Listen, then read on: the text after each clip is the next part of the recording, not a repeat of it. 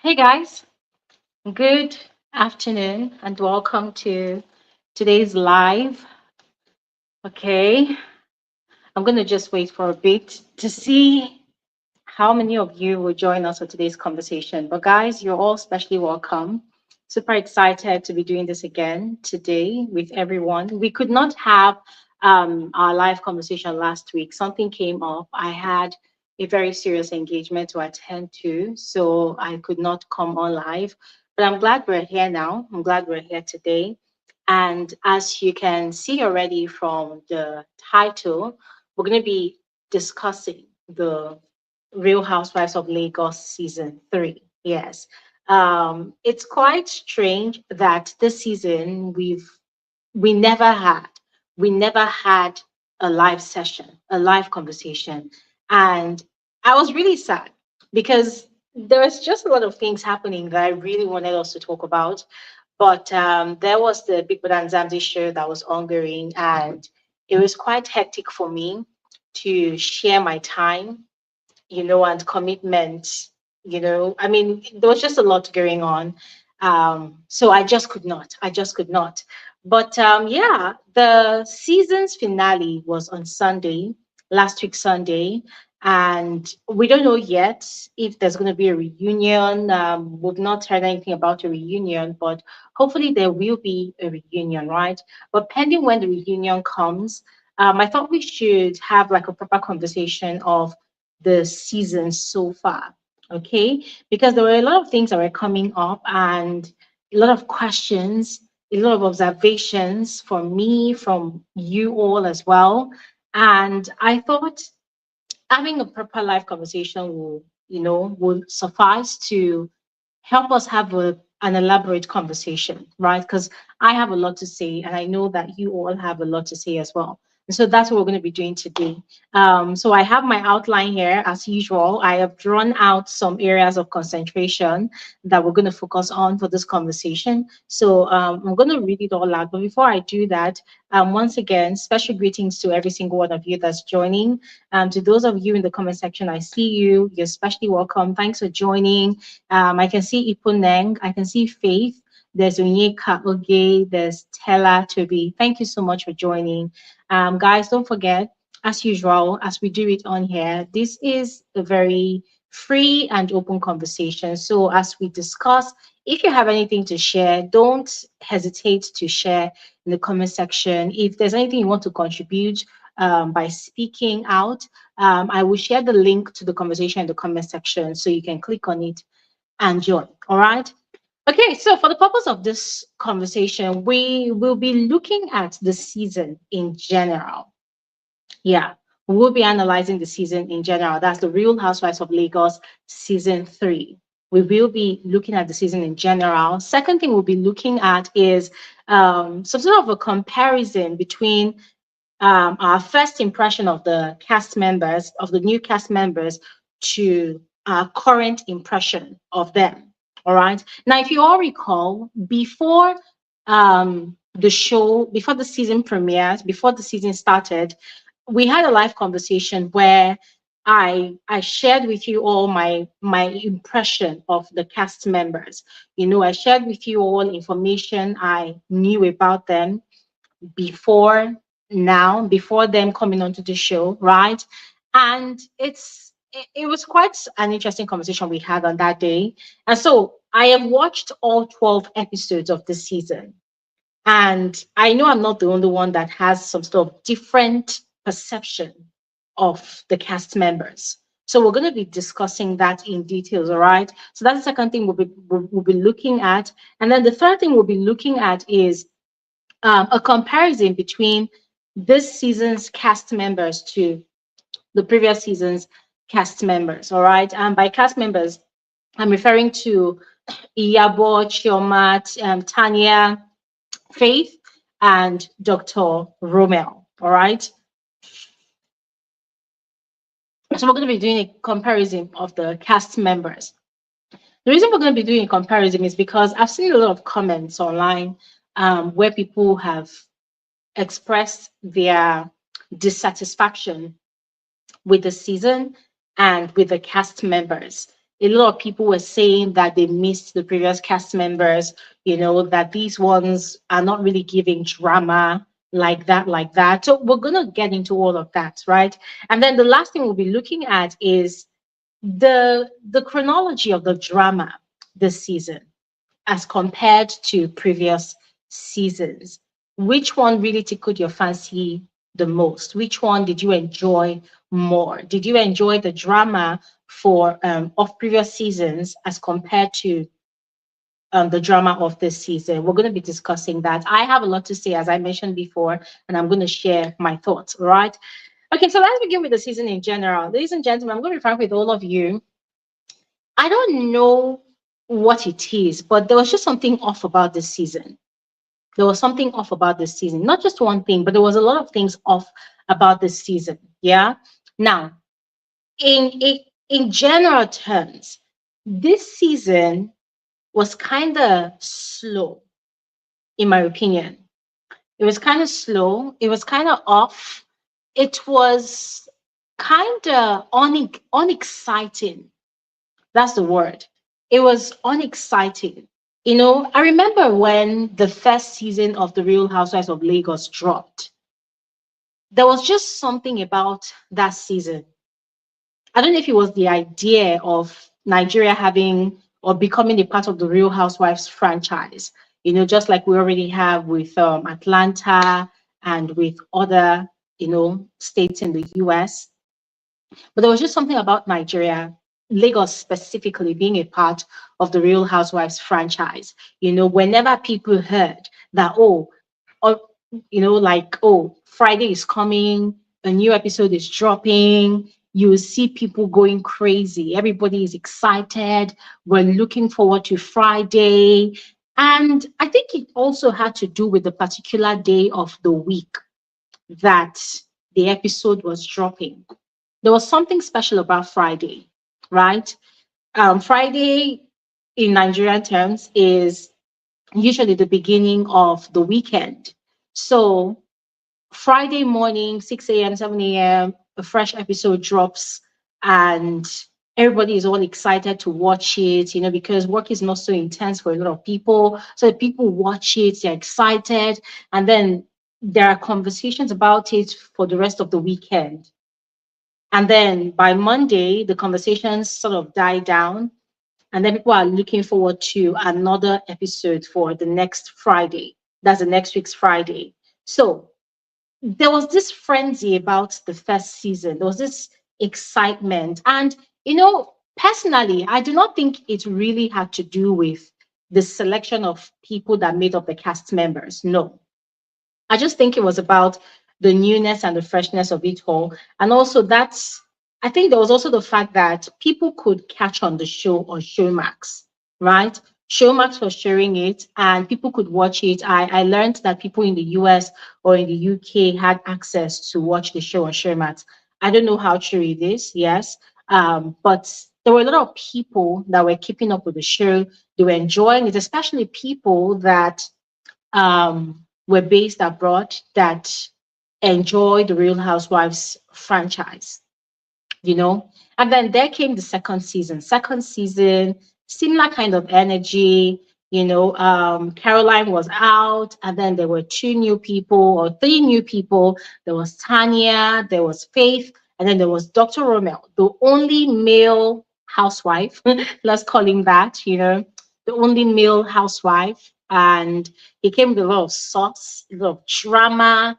And even though it seemed like some of the drama in the second season was kind of forced, it was still exciting, right? It was still exciting. There was that excitement, there was that anticipation. People wanted to see what was going to happen, and also looking at the fact that there was a male figure, as part of the housewives, probably not one of the original cast members, but a friend to one of the housewives, it actually created more excitement because people wanted to see how a man will function in the midst of women. And Dr. Romel did not disappoint with the gossip, with the backbiting, with the bad belay that he brought to the show. It was quite exciting and very, very entertaining. There was a lot of conversations. There was a lot of points of conversations. There was a lot of topics raised. There was a lot of issues to dissect, analyze. It was just very, very exciting. And season three, came up, and five cast members out, three new ones introduced, three, or let's say two old ones remained, and then one that left returned. And I I was excited about it because of course Caroline was returning, you know. But then the changes that came with the new season, I felt like it created some sort of inconvenience that did not allow for the excitement to build up, to even remain at its peak. Yes. And I'm referring to the fact that Showmax had to change the days the episodes would air. And for me, I felt like that was just a huge inconvenience, very, very huge inconvenience. It was just, I don't know, there was just something about Mondays. Yeah. Like, why would an episode of The Real Housewives drop on a Monday? It does not make sense. I mean, Mondays is like the most serious day of the week. It's like after enjoying your weekend, Monday, you have to snap back to work, and there's a lot of catching up to do with your work and other activities that you have planned up for the week. So Monday, it's like everybody is at the peak of their performance level and productivity level. Monday, you really want to give in your all into starting up a fresh new week. So you're doing everything with energy, with power. So what time would you even have to say you want to make out time to watch or catch up with the Real Housewife? And this is on Showmax, right? Then there's also the part where the show now graduated from Showmax to Africa Magic, which means if you've not been subscribing for DSTV, because if we're being honest about it, eh, not everybody likes subscribing to DSTV anymore. The movies are repetitive, the programs are repetitive. You find out that you keep on watching old things back and forth. If Big Brother show is not airing at that, at any point in time, I'm sorry, it's like DSTV is kind of boring. Say for those people that actually enjoy watching football or any other kind of sport, but it's not everybody that actually enjoy subscribing to DSTV, right? So Real Housewives was moved on to DSTV and was airing on Sunday evenings, 8 p.m. Sunday evenings, a lot of people just want to be out and about, having fun and just chilling, or maybe preparing for the new work week or the new hustling week. But then there is Real Housewives of Lagos airing, and you are now forced to subscribe for DSTV, right? And DSTV just continues to increase their price, and it's so annoying. It's so inconvenient, but because you like the show and you want to watch it, so you have to subscribe, right? And then after you subscribe, you're watching, and it's Sunday evening. So it's like after you watch it, what next? Is what's the time to react? What's the time to react? So I don't know. There was just a lot of, I don't know, the changes this season, it just did not make sense to me. I don't know. Maybe it made sense business wise to the production team, but left to me, it was such a huge shift that even though it was beneficial to them, or it is beneficial to them, for me as a viewer, I just felt like it was such an inconvenience. And I kept on questioning if it is worth it at all. Is it worth it? Do I really want to continue? Like, what's going on? Yeah. So the excitement was not really at its peak this season. Really wasn't. A lot of people who could not afford to subscribe for DSTV, because Showmax is kind of more affordable, they would rather wait till the next day, Monday, to, watch the show. And then let's not talk about, okay, we will have to even talk about, let's not talk about those viewers that are in diaspora, that are not in Nigeria, the ones in the UK, the ones in the US, they could not watch the show this season, you know. They could not watch the show this season. It became a thing of frustration. Okay, we can't watch the show. We like the show, but we cannot watch the show. Why did Showmax take away the show, from their viewing audience in the US and the UK? It does not really make sense. So I don't know. I don't want to call it bad decision because I'm not behind the scenes of doing the whole business angle of it with the producers of the show. But if I were to say so myself, as one who analyzes the show, I would say they made a lot of bad decisions this season, a lot of bad decisions. And I do not know, I do not have the numbers. I do not know if it affected their traffic. I don't know if it affected the traffic that they got for this season. I don't know. But something tells me that mm, this season did not really do well in terms of figures. I don't know. I'm just saying. This is my suspicion. I'm just saying. Because when I put out a video, I get a lot and a lot of comments of people saying, "Oh my God, Glory, I cannot watch the show. How do I watch the show?" I mean, I don't know how else they're going to watch the show. Aside the show mat, that used to allow people watch the show. So that aside, speaking about the season in general, I felt like it was a drag. The excitement was up and down, up and down. The excitement was up when people learned that Sophia Momodu was going to be a part of the cast members. And I was pretty excited. But if I were to be honest with all of you, I would say that Sophia Momodu being a part of this season did not really make any great difference. Yeah, that is just my honest feedback. You know, I did not see that much of a huge difference. I was kind of expecting more. I was expecting more, but I did not get it. I did not get it. Yes, I mean, I totally appreciated the personality that Sophia Momodu came with. Bougie, big girl, level-headed, all about her business, which was really what I was looking forward to seeing her do or even bring to the show, right? And she really showcased herself very well. I mean, I applaud her for it. She really showcased herself very well. But I felt like in the last few episodes, she became very, I don't know. Okay, fine. let's Let me put out this disclaimer. Remember, the show is heavily edited, so I don't know, right? But what was presented to us to watch per episode, I felt like in the last few, I felt like in the last few episodes, Sophia's character kind of, you know, diffused into the shadows, like just disappeared.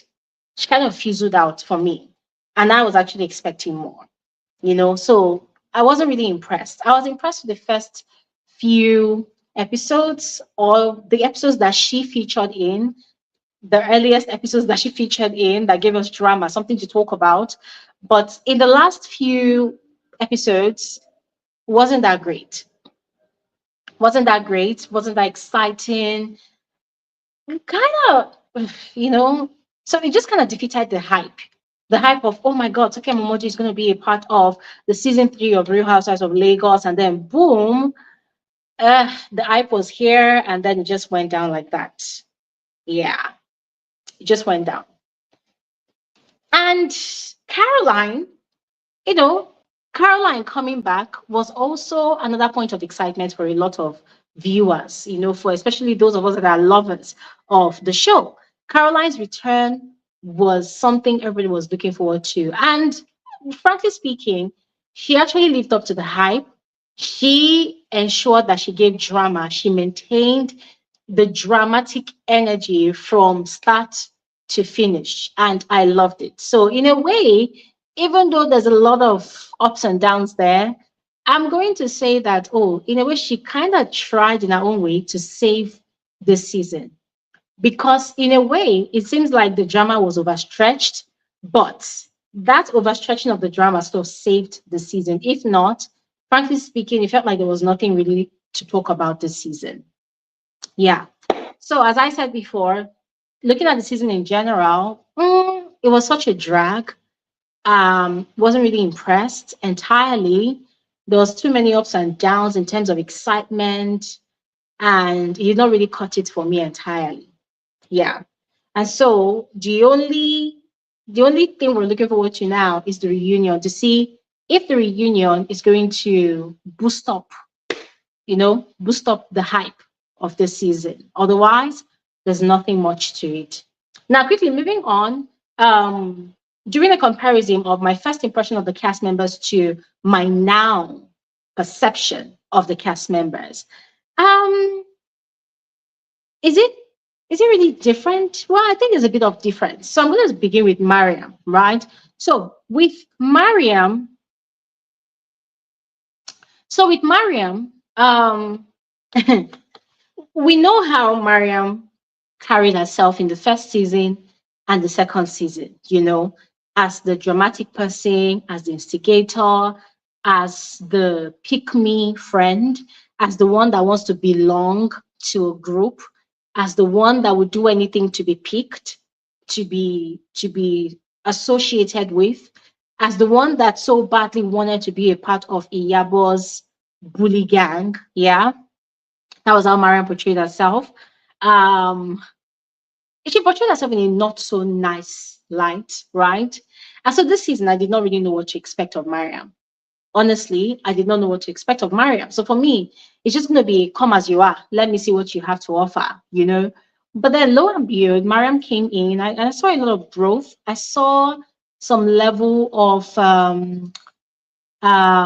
elevation. You know how in the first season, Laura was just all over the place. And then in season two, Laura returned as a full grown woman, very much elevated, very much refined, if not entirely, but at least we saw that level of growth with Laura.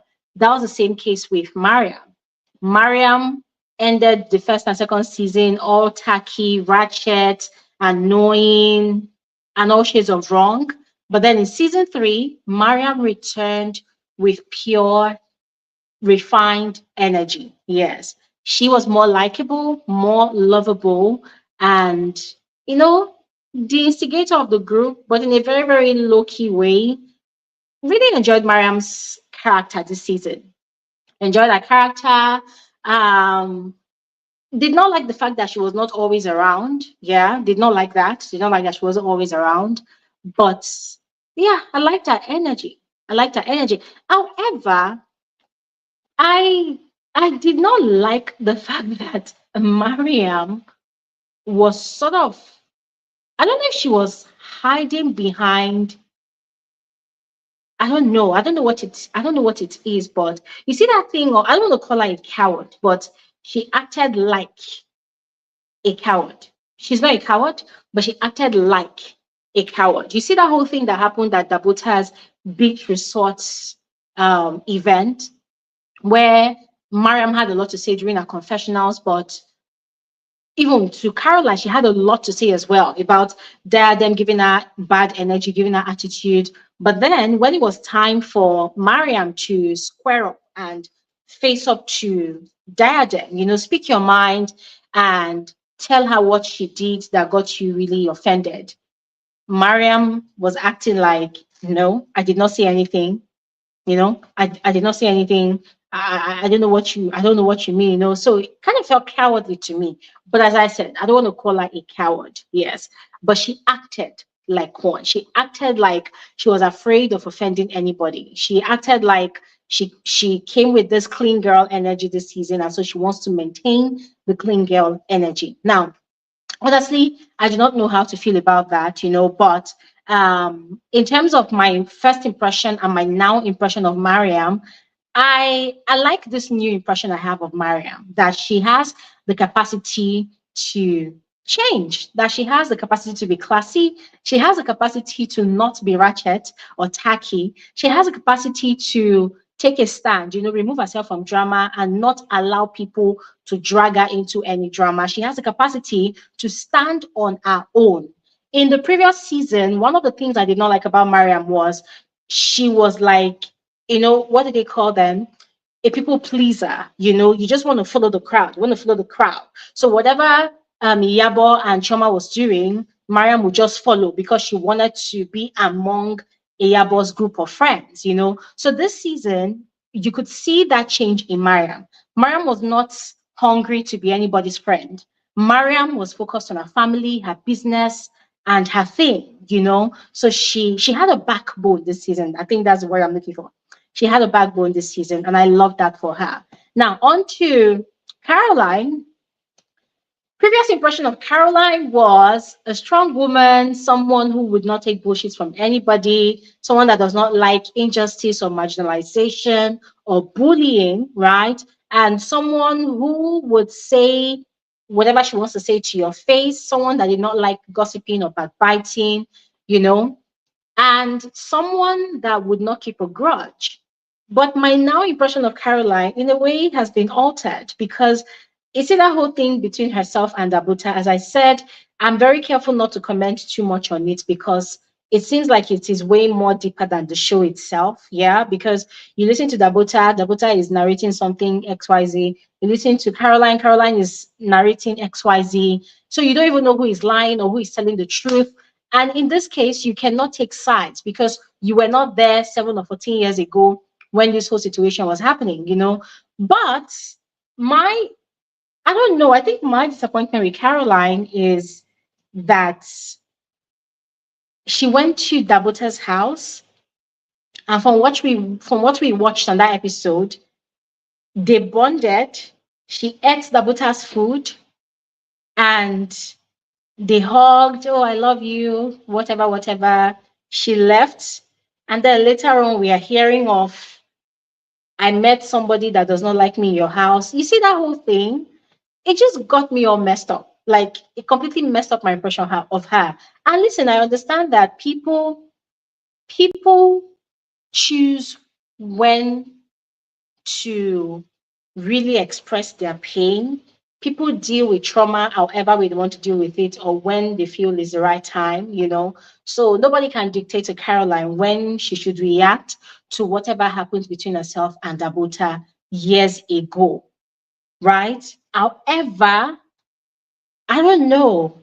It kind of gave this two-faced type of impression. Like you said you had not settled this issue with this woman, that's Dabota.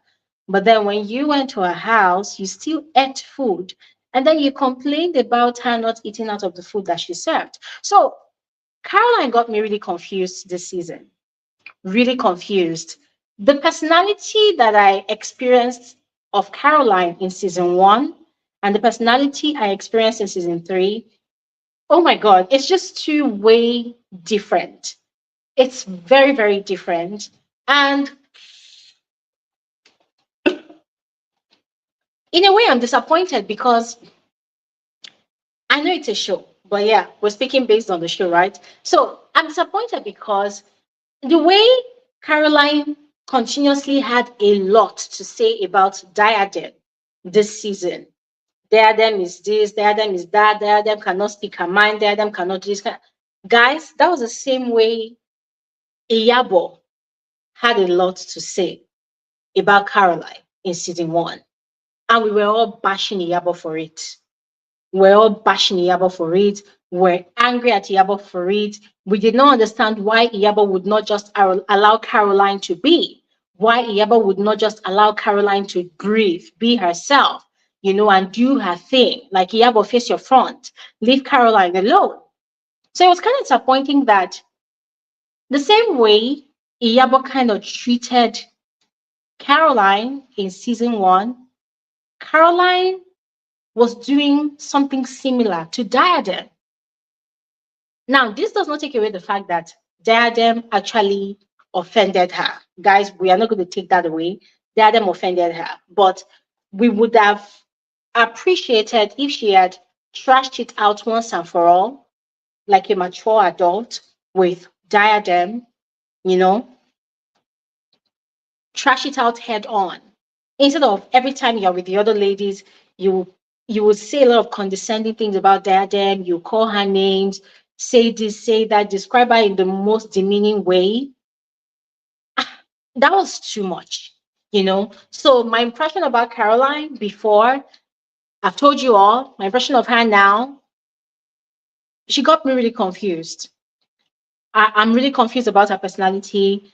I don't know if she did all what she did for the show to give drama, or if this whole thing is just genuine. Guys, remember it's a reality TV show, so you never know. Some people will act out of character, some people will amplify, certain bad behaviors just to get engagement, get people talking. So I don't understand where Caroline is coming from, but that is just my impression of her before and now. And then Laura, yeah, Laura's my impression of Laura before, and when I say before, this is with regards to season two. It's beautiful. My impression of Laura still remains the same. Business minded, very calculative. I loved, see guys, I don't know how many of you noticed, but I loved how calculative Laura was this season. You could tell at every gathering that Laura attended that she was very careful not to buy anybody's beef with anybody. She was very careful not to involve herself in any drama that is going to taint her image or her business. She was very careful not to not to pit people against each other, even though she did at some point, even though, she was the one that went to tell Dabota that, oh, Caroline has been saying a lot about you, but you could tell that she was very calculative about it, right? She wasn't giving drama, but instead, she was using the other women's drama to create some level of relevance for herself. And I think that was very, very smart of her. And once again, Laura showed us some growth. She showed how elevated she is, how neck deep she is in her business and will not compromise her business for anything, not even for friendship. I mean, you see the way she sealed off the season's finale where Miriam had launched her skincare product and Laura maintained that she's not going to make promises to Mariam. If Mariam wants to do business, Mariam should come to her. Guys, I loved that. Absolutely love that because that is how it should be. Yes. So my impression of Laura remains beautiful, remains the same. Now, on to what's her name now? Yeah, Sophia. I think I already talked about Sophia before. Um, I mentioned that I had high expectations. I had high hopes that Sophia was joining the season, but then it seemed like the peak of the excitement just dwindled. It just died down because there wasn't anything much anymore to look forward to. Yeah. So it was kind of disappointing, kind of disappointing. But one thing I really do hope for is that all those Davido's fans that would always demonize and villainize Sophia, that they have gotten to see another side to her, that she's not who or what they think she is. Because I think that's another thing that brought her to the show, to sort of give people some insight into her personality, into who she truly is, and to clear the negative perceptions about her. So I think she actually did that to a great extent, and I'm really proud of her for that. But in terms of entertainment, drama, she really did not give much. And if she's going to come back for another season, I'm really hoping that she does more than what she did this season. And I'm not talking about her going ahead to fight anybody. No, it's not about fighting people, but there are other ways to give drama on a show like this. Okay, Dabota, I told you all about my impression about Dabota from social media, that she's chilled, she's elegant, classy, gives off this air of refinement, ex-beauty queen vibes, you know. My current impression of Dabota is also disappointment. Just as I am disappointed in Caroline, that's the same way I'm disappointed in Dabota. Dabota kind of showed that she has a jealous streak. Yeah, she has a jealous streak. And guys, I don't know about you, but the way I read that situation between herself and Sophia, when she learned that Sophia was coming with her boat, and then she went and changed the ladies' rooms, put Sophia in that back room, it smelt of envy. It smelt of envy. And I was kind of disappointed because if you follow Dabota on social media, despite all the scandals, she does not look like someone that has that bone of envy in her. She gives us this air of contentment, this air of confidence, But it seemed like the moment she learned that Sophia was coming with her own boat, it seemed like she kind of shrunk. It seemed like she felt outshined, and just seeing her crumble, just seeing her get out of character because some other woman was coming with a boat or whatever reason she interpreted it to be. I don't know. I was kind of disappointed. It's like what they say, don't meet your idols because you might get disappointed. That's the kind of disappointment I experienced. Yeah. Another thing that sort of changed my impression about her is that her not taking accountability. I have a problem with people that do not take accountability. Yes. I don't like, I don't hate, but I don't like people who never take accountability for their actions or anything wrong they do. You see people who obviously they know that they are wrong, but because for some reason they have vowed that they will never apologize to anybody for anything, and so they stand their ground, they never take accountability for anything. It's people like that. I do not like people like that. So the moment Dabota started exhibiting that behavior, I'm sorry, my rosy, beautiful, sweet impression of her, it just turned sour. Like it just disappeared. Because for me, I cannot, I cannot. The whole gaslighting, that conversation she had with Sophia, where Sophia was pointing out where she went wrong, what she did to her, and she kept on like she was gaslighting Sophia, sort of piling up all the wrongs on Sophia, making it look like she was clean, holy, and sanctified. She did not do anything. Nah, it was just very, very disappointing. Very disappointing. So, first impression of Dabota was, oh my gosh, she's so classy, she's refined. But my current impression of her is, nah, she's just too vindictive, very, nah, too vindictive. Yeah, I've said it, and I'm going to leave it at that. And guys, remember, we're talking about the characters on the show.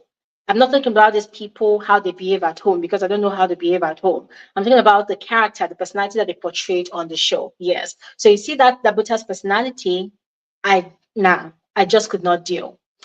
And yes, Diadem, first impression of Diadem, frankly speaking, I did not have any impression of Diadem because I had never experienced Diadem before. Not on social media. You hear of her scandals here and there, but I've never really dug deep into anything that involved Diadem aside her beauty business. Yes. So I had no knowledge at all of her personality or how she carries herself. I just know that she has a beauty line and I just know about her scandals, right? So I never really had any major or minor first impressions of her. For me, I just wanted to see this person. I've heard things about this person on social media. So I just want to see how this person will carry herself on the show. And then she came on the show and she did all what she did. And guys, I'm thinking, oh my God, this woman still has a lot of growing up to do. Yes, she still has a lot of growing up to do. So that's my impression of Diadem. Diadem has a lot of growing up to do in terms of how she manages her emotions. She has a lot of emotional maturity to learn. Yeah, she needs to learn emotional maturity. She needs to nurture herself on how to manage her reactions. She needs to learn to detach. And when I say that, I mean Diadem gave off the impression that she's the type of friend that will inherit your enemies, that will inherit your battles, that will inherit your fights, that will inherit your scorn, your hatred for anybody. She will inherit all the issues you have with people. And for me, I don't care, best friends or not, I do not trust people that behave that way. I do not. I do not. I do not. So the way she portrayed herself, nah. The way she would use shouting to communicate rather than vocalize her thoughts, like speak. so that people will understand you, speak coherently, pass on your message, your feelings, your emotions, your message comprehensively. She lacked that. So watching Diadem this season, I just told myself my now impression of her is she has a lot of growing up to do. She has a lot of learning and unlearning to do. She needs to unlearn that spirit of inheriting friends, enemies, and friends beef. She needs to unlearn that need to scream and shout when there's an issue instead of calmly um, passing on her message or communicating her message. She needs to unlearn that. I saw a comment on one of my videos where somebody said, "Oh, and there are people like that don't know how to express themselves. Instead, they shout." And I'm like, well, even though there are people like that, and even though that is how they have learned over time, it does not mean it's a good thing. You know, they need to unlearn it and learn, because you cannot be shouting all the time and people will never hear you. When you keep on shouting and shouting and screaming out and yelling, people will hear you shout, but they will not hear the message you're trying to pass on. Not everybody is that patient to try to filter that screaming emotion to get the message that is underlying there. So she needs to unlearn that part and learn how to manage her emotions, learn how to communicate, right? So, just to summarize, my now impression of Diadem is she has a lot of growing up to do. She has a lot of unlearning and a lot of relearning or learning to do. Yes. And I am maintaining that I'm speaking to the characters on the show. I don't know those women from Adam. I don't know how they conduct themselves at home. I'm speaking based on what was portrayed to us on the show. All right. Now, yeah, on to the next conversation.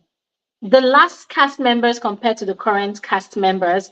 I've seen a lot of people, share on social media that they do not like this set of cast members, that they would have loved for the previous cast members to have been brought back, that they miss the old cast members, they do not like this current cast members. And I see where they are coming from, you know, I see where they are coming from. However, I do not agree with them. I actually like this current cast members, because the drama was different, right? The drama was different and it's new faces. So you always want to see something fresh. So I kind of liked these new cast members, right? However, with the previous cast members, I felt like what made them different was that the group was divided. It was like 5 against 1. It was Iyabo, Chioma, Tanya, Dr. Romeo against what's her name? Faith Murray. That's 4 against 1. Mariam joined off and on, but in a way you can add Mariam there. So that's 5, right? Tiana had to go for her surgery, so she was not always present.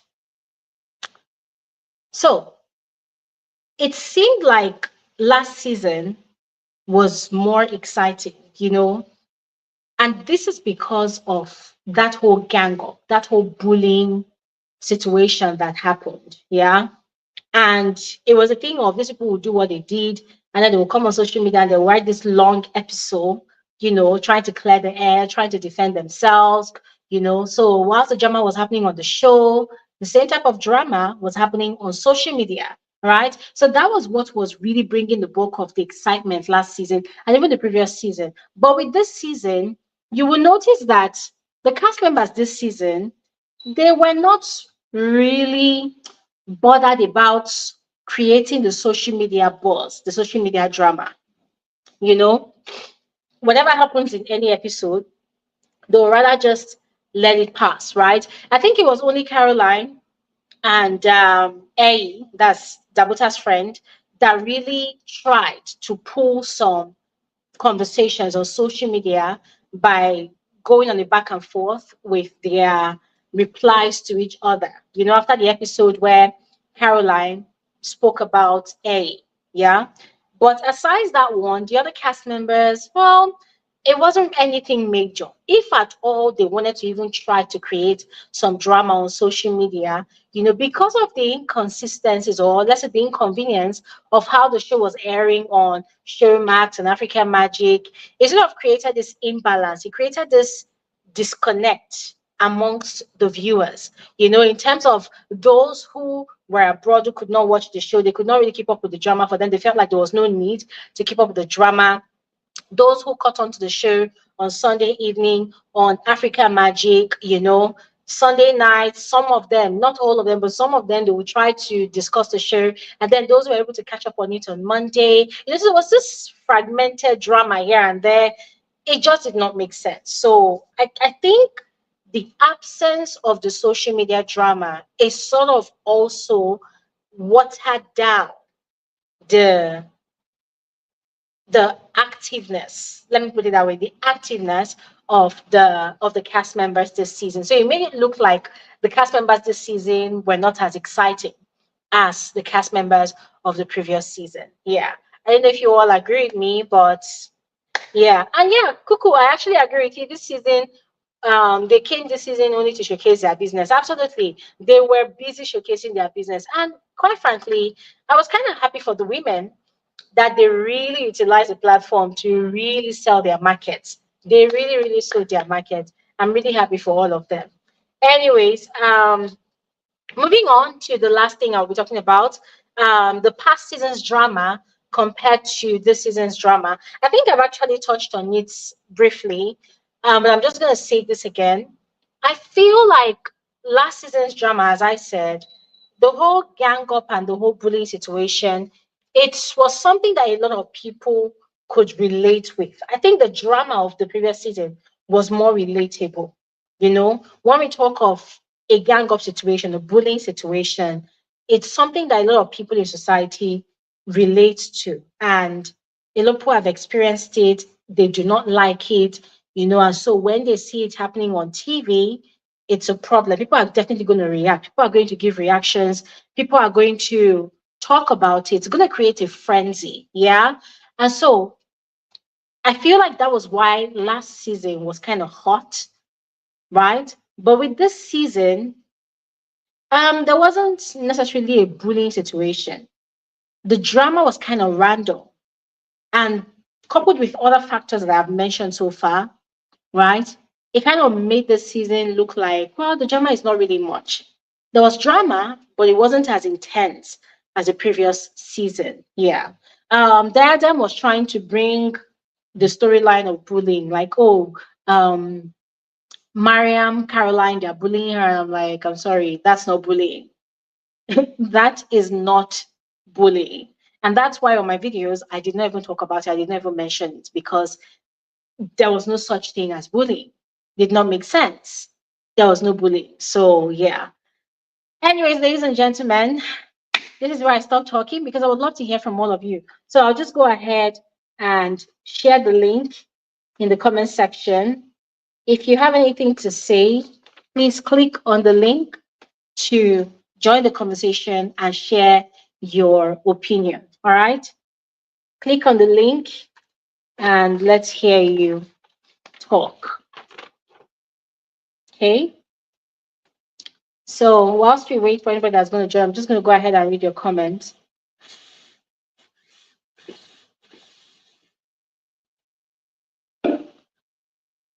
Okay, so let's take it from, okay, Z. Z says, Sophia reminds me of Chioma.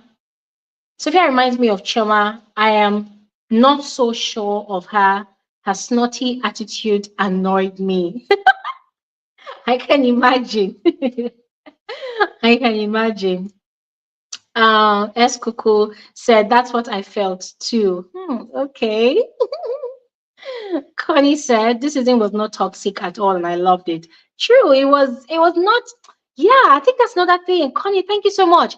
I think that's another thing. This season was not so toxic. Last season was really toxic. That whole gang up situation, the bullying thingy, it was really toxic, and it triggered a lot of viewers. Yes. So this season, we did not have that toxicity this season. Guys, hold on a second. But I'm just going to go ahead and continue reading your comments. This one is um, from Eskuku. Eskuku said, not sure whether it's inferiority or superiority complex. Okay, I'm not really sure what Eskuku is referring to here. Z said to me, it smelled like anger. She felt snubbed by the ladies that they dismissed her plans for Sophia's boat. Okay, you both are actually referring to the Dabota's beach resort event. Okay, yeah, nice. Okay, we have Z. Let's speak with Z. Hi, Z. Hi, Hello, Glory. Z. How are you? Hi. I'm good. You're welcome. You're welcome. You How look are so you? pretty today. I'm okay. I'm okay. I'm just tired. I had so much to do, but I thought let me jump in Thank because you. You're welcome. because why shouldn't I? Why shouldn't I? Yeah. This season I'm in the camp that says the show was boring. It wasn't boring as per se, but it was like slow. Like it was just Mm, so slow, and it was like yeah. gradually, and then when we got to what was like the beef, we were so confused because we still do not know why Dabota and Caroline didn't like each other but liked each other in the beginning of the first, like at the first episode. It's still a mystery to us because we were not there when this happened. We didn't even know Caroline. We didn't meet Caroline in the show as a married woman. So it would have made Mm-hmm. sense, okay, if this backstabbing had like a backstory to us. We met Caroline when she was single and dating and always talking about men. Now she's still talking about her ex. We're like, what is your storyline? Like, why are you still talking about this man? Why are you still so angry about a situation that happened like decades ago with this man? I don't even Yeah. care about my exes are dead to me. Like, Mm-hmm. I don't care. I don't care. And I understand she has a child with the man and they were married, like all of that, the history and stuff, but like, get over it. It was just stale, old, drawn drama, and that didn't have a backstory. That's what annoyed me. I like fresh things that we see what's going on. Like you see with Yes. the bullying that happened with Faith and Dr. Romel, we saw what was happening. Like it happened Yes. like live. We're like, nah. Now we insinuating. Now we're adding. Okay, this one posted this one, and I'm tired of these receipts. You can't show me Yes. receipts from 2017. Like, come on. Like, what was the show about? I feel like the show didn't have a meaning. They say it didn't have like a movie always has a story. Even reality shows Yeah. have a story. That this Mm-hmm. is what this is the season storyline for everyone. For everyone, it must intertwine. This season it had no storyline, and it was at that boat situation. Even that it wasn't a situation. And this is what producers do. They saw that the season had no storyline, so they amplified so much BS, like the boat Yeah. situation. Why were we still talk? Because if I was a producer, I was gonna say, cut, stop talking about the boat now, stop talking about the boat.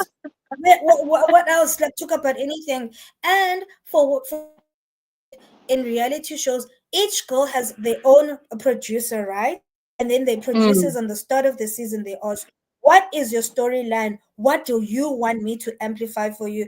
I've heard this because even because I'm a Real Housewife girl, I watch all the housewives. So the girls Yeah. always say that we each get our own personal producer that asks before shooting, what is your storyline? Then you say, okay, I'm Mm. going through a divorce.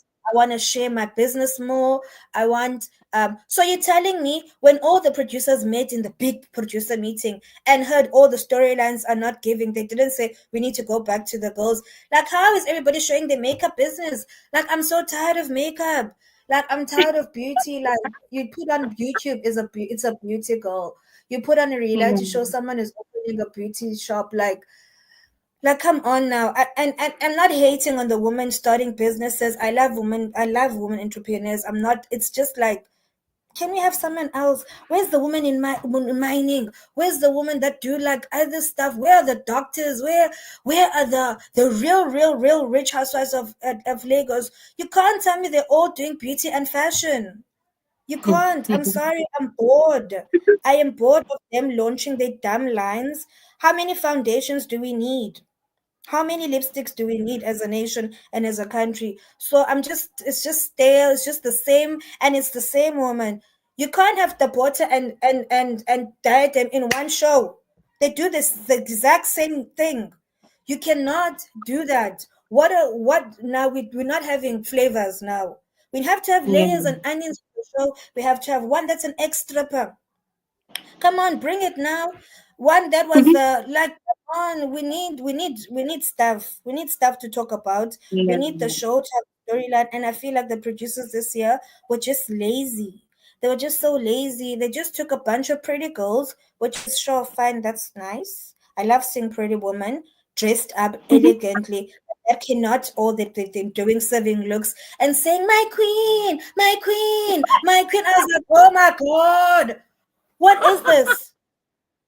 My I was queen. so bored. My queen, my queens. Like, where are we going? Where are we going with the show? And Glory, this is the first season that I had to fast forward. Like, what I would fast forward other scenes. I'm like, this is boring. Zip. This is boring. Zip.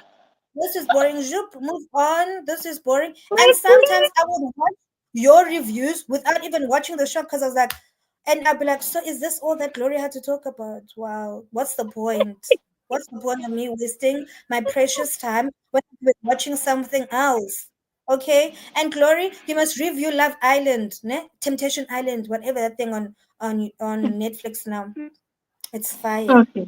Okay. Fire, okay. These girls are because how many weeks do we have before what's this now? Big Brother Nigeria. We have a couple of weeks most. What are we gonna watch? My So dear. come do that ratio. Love Temptation, whatever that thing is called on Netflix now. It's very nice. It's very nice. I love Yeah. it. But All right. other people like Hans, my queen, my queen. Let me bye, Glory. Thank you so Bye, my much. queen. My, Bye. my queen. Oh my god. Thank you so much, Z. All right, let's repeat Mabato. My queen. My queen! My queen. Oh my god.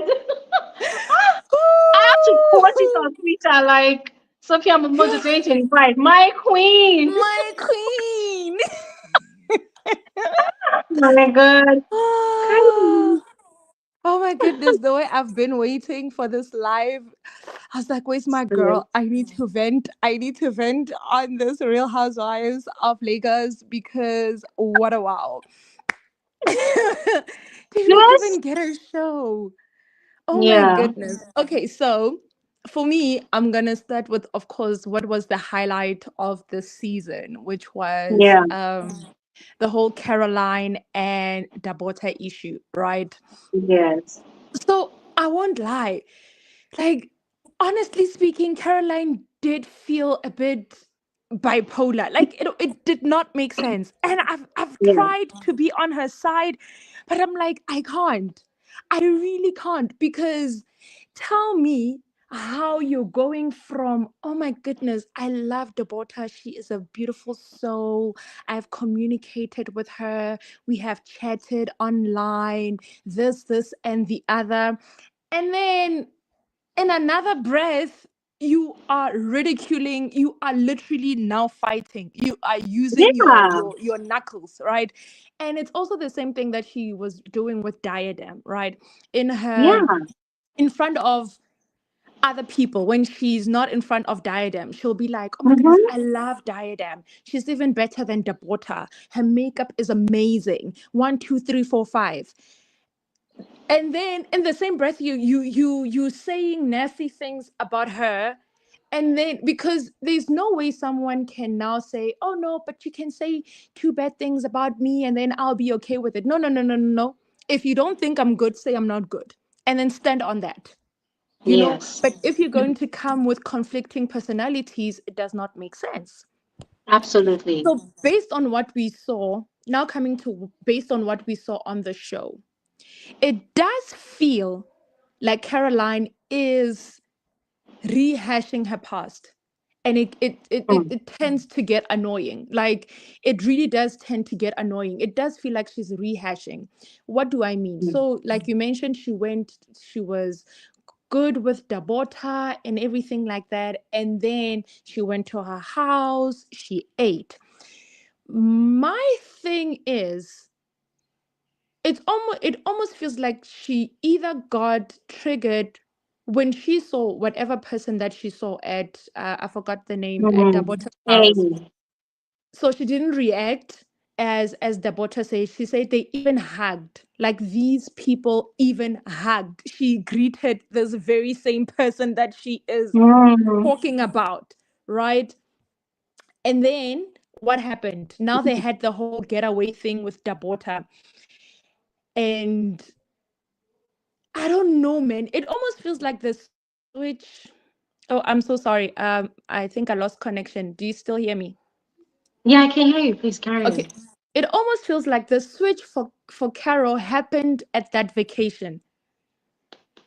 Mm, Inst- because it almost felt like she was taking on what Dabota did to Sophia.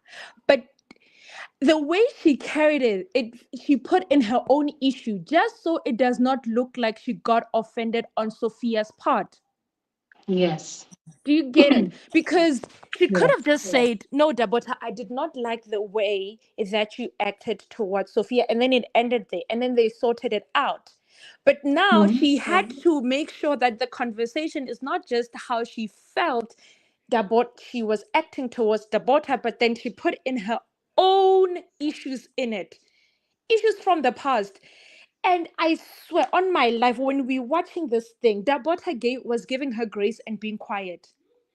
And Caroline was the one just spewing. How Dabota was so graceful to the point that when Caroline, as much as she felt like she let it out of her chest, she sat there and said demeaning things about who's this? Dabota's friend, right?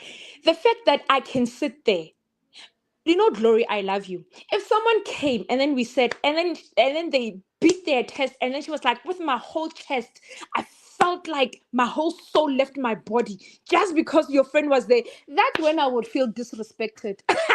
I'll be like, mhm, listen, this time I will not sit and listen to you talking about Glory like this. I hear you. You have your own thing with Glory. Don't bring it here. I mhm, don't even want to hear it because you two were hugging. So if it's really an issue, that's why I feel like Dabota was right. It felt bipolar. It was like, what's going on? Like, mhm, what is going on?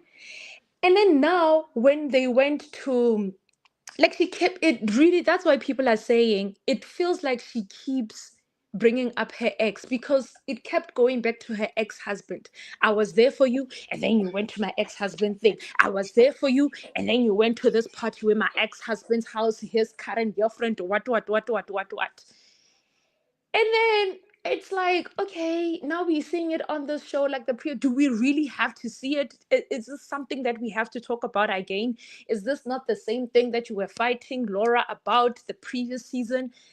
mhm. Ex-husband, my child. Ex-husband, my child. Like, come on, it getting exhausting, right?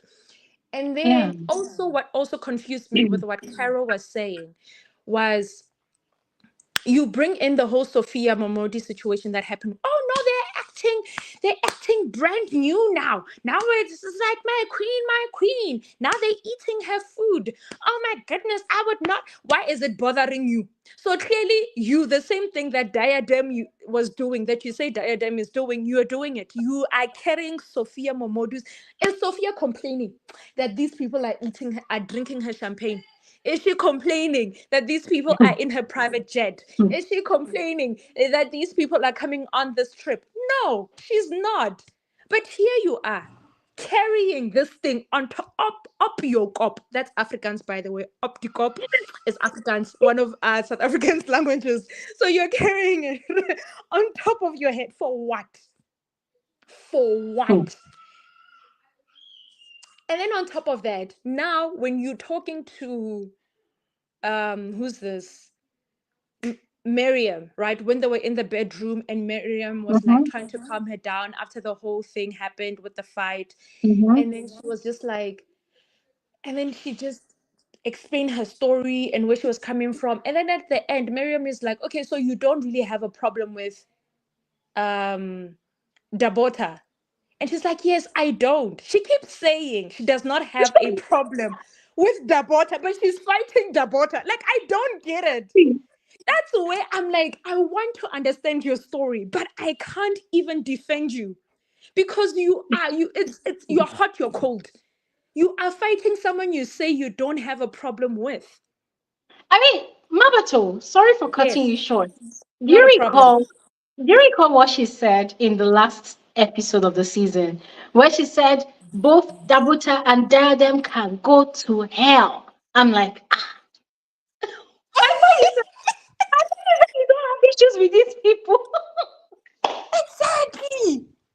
I was Like I confused. really, it's like I thought you did not have an issue with them, but all of a sudden there's an issue. Like you're screaming, Boti, and all of a sudden you have an issue. Like I'm like, what is going on? You're giving hot and cold, and also to show that she really does have a problem with Dabota. All right, every time when Sophia Momodu was having her thing, and then oh, that beautiful actress, I forget her name, but I would watch everything that she Yeah, is on. Jocelyn That Jimmers. Woo! Ghanaian goddess, let me just say, body and thick, you know. So, ah, and then so she mentions the Dabota's, I think she was, is it a concealer or foundation or something? And Oh then she was yeah. praising it, and then she was praising her. She was going, you could see, Caro's face. She was like, it can't be. And then she was like, also Diadem has her own beauty line. As if to say, don't even use Dabota's things. Come along and carry Diadem's things. Ah, Oh man. so honestly, that's what I want. Like that's what I got. Like it was so confusing. It was just not. It's like stick to your story.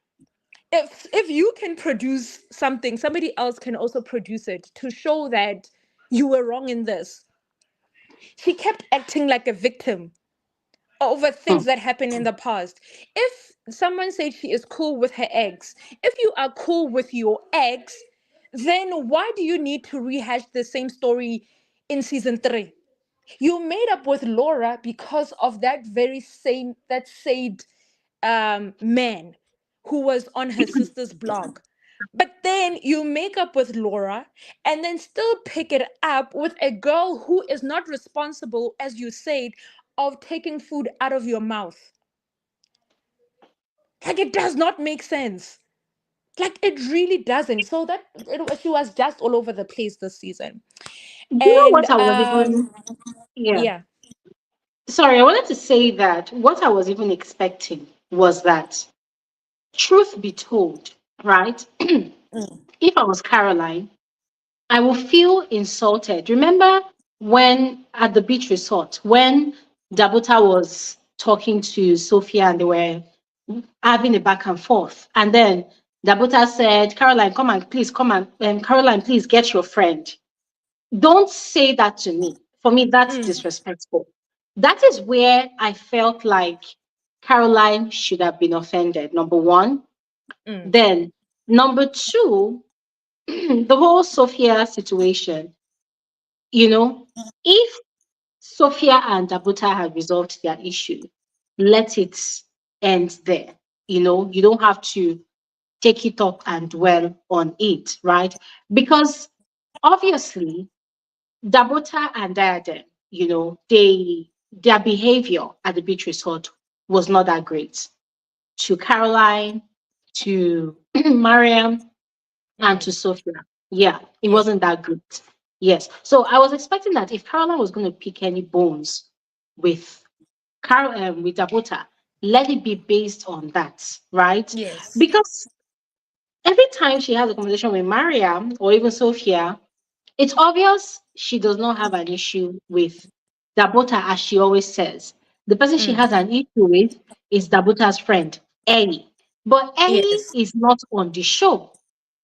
Ellie Mm-hmm. is not on the show. So everything she was doing, it now seemed like she was channeling that aggression that she should be channeling to Dabota. And so Mm. because she was doing that, it now made it look like Dabota was a saint. Even when Dabota too was, poking Caroline under the Haha, table. Dabota is You diabolical. know, Sorry. that one will poke you and act like she did not do anything. Mhm. Can I say, Dory, on Dabota? I remember when we spoke and then we mentioned her, and then I was like, sis, this girl is friends with Venita. And then I remember saying that she might not be all that she says she is.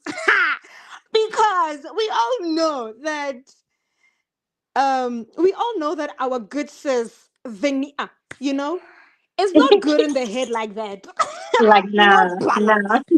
nah. We know that Yeah, in Venita, in no balance like that. So you can't expect that with the butter also it go balance well. Mm-mm. true, true. The butter is a trigger. The butter thing is Caroline showed her hand. The butter was like, I will use you. You see that trigger that you gave me? I will use it to boil hot coal up on top of your head. Yeah. Did you say I tried to poison you? Oh my goodness, no. Everybody should just pour themselves a glass. I don't want anyone to say I poisoned them. Problem, Problem. problem. But I have a lot to say, but I know that everybody has something to say. It's just I have a Yeah, lot like oh my goodness. But yeah, no. It was bad, honestly speaking. But I will say, when it comes to Sophia, my final point, when it comes to Sophia, I'm gonna what is this? With Sophia, I'm gonna give her the benefit of the doubt, only because she's a newcomer into the new scene, right? And when you are somewhat new and you also have a lot of baggage with you, being that you are Davido's baby daddy and people just wanting to see a lot from you, you will try to clean up your image first in the reality mm, that people are seeing before you can give buzz boost. mm. So for her, I will give it a slide for now. If she is coming back this season, she has to give more. Absolutely, Yes. absolutely. All All right. right. Thank you, Thank you so much. sis. Thank Thank you. you, Mabato. Thank you so Bye. much for sharing. Thank you. All right, let's quickly speak with S. Kuku. Hi, sis. You're welcome. Oh, my queen. We'll be calling everybody here today queen, male or female. S. Kuku, are you there? What's happening? S. Kuku, can you unmute your mic? Okay, we're gonna speak with Faith now. When Kuku returns, we'll bring her on. All right. My queen, My Faith, how are queen. you? Hi, good How are you? afternoon. Good afternoon. How are you? I'm fine, thank you. How are you? I'm good, you're welcome. Thank you so much. Look, I've been looking forward to this live show, yeah, because I have a lot to say. Like, it's heavy on my chest. Please So, spill. see, at this point, right, Gloria, I think it's just you and I that did not destroy Caroline's marriage, right? It's just you and I at this point. Ah. Everybody, Come everybody on. came for Caroline's marriage. So if we go to the show next the next season, it will be the both of us. Like we both will get it from Caroline because genuinely, right? I started the show and I'm like, what in God's world is going on? Like, what is going on here, right? It started off well, and then I got confused, like, absolutely. I just, like, I lost the plot, right? Yeah. I think Miriam comes on the show, right? And it's like, and she goes like, okay, so what are we ganging up against this season? Yeah. Oh, that person. Okay, yeah. All right. I'm good. I'm good. As long as it's not me, I'm fine. Do you get what I mean? Because Mariam has always been the instigator. You know, last season, that's what she did with Yes. Iyabo and Chioma. And the other season, if you remember, last season, Laura was surprised to find out that Mariam was the one who told them on at the when they went to Dubai in season one that they should all not talk to her. You know, Mariam, Mm. I don't understand. Well, I wouldn't say I don't understand. And we're all girl. It's girl behavior, but this behavior, I don't get it, right? So you know, she said something silly in the last episode, right? She said, um, you form the victim so much, and then you try to act a bully. She was talking about Diadem. That Diadem is in a way trying to be a bully to her, which doesn't make any sense. Look, in this Mm. season, no one is a saint. I just want everyone to Mm-hmm. let's put everything into perspective now. Yeah, let's put everything into perspective. I'm Mm-hmm. not saying Diadem is a saint, neither am I saying Dabota is a saint. Right. I'm having a trip. Obviously, I'm the one that I invited how many people. Obviously, I will make plans. People are forgetting that both Dabota and Diadem waited for the ladies for 3 hours. For over 3 hours. I think people are forgetting to, people are not understanding that Diadem also waited. She has every right to be angry as well. Let's give her that grace. But you know, I later went on to watch that episode. I repeated that episode, and I saw that even at the beach, when they at that, you know, where Dabota and Sophia first had to go at each other at the bonfire thingy, when they went to get food, Dabota and Caroline and Diadem, they were laughing at some point. And if someone is doing party, if someone is hosting a party, and I'm not the one hosting, why do I have to come downstairs to come and greet you? I'm not the one hosting. I will see you at the table. I'm not the one hosting. So I think they were really unfair to Diadem. And I think, you know, not everyone can put themselves and, you know, construct themselves with grace and poise. Not everyone can articulate themselves properly when they're angry. Not everyone can be calm. At the end of the day, some people go mad, some people break bottles. I'm not saying that's right, but it's just the way people are. We're all different and all that. And Mariam, what she did to Diadem, I didn't like it, to be honest. You won't come. The girl said, please drop it. And you pick up the phone and you go, and Caroline says, who's that? Who's that one? Is if it's me myself, I will react. Do you understand? Mm-hmm. It's really unfair. It's really unfair. I'm not giving anybody the grace of. I'm like, everybody get their own for body. At the end of the Mm-hmm. day, see, they are all Lagos girlies. They all know their pockets. They all know Mm. the people. At the end of the day, they know themselves. They know the people they are rolling with. Pardon my Mm-hmm. language, they know the men they're rolling with as well. So they kind of understand what goes on behind the scene. They know themselves deep down. Mm-hmm. So it's not a matter of I'm bigger, I'm this, I'm that. Everybody to an extent knows each other's pockets. And Caroline really disappointed me this season. It's really Mm-hmm. it's weird. It's I don't understand. She used to carry herself with so much, you know, confidence. And it's the same thing she did in season one. Quickly gone body with Chioma. The next thing she quickly gone body with Sophia. It's ridiculous. I mean, it's ridiculous. Oh, I don't have an issue with Dabota. It's Dabota that has an issue with me. Diadem is rude. Okay, is Diadem supposed to call you Auntie Caroline? Oh, my grace, your Royal Highness, Princess, Lord, Minister, wife billionaire to the wife of. Ah, Are you like are you serious right now? Are you serious right now? Ah, so when I see you, am I supposed to be rolling down the hill to say, hey, President General among the nation? Come on, it doesn't make any sense now.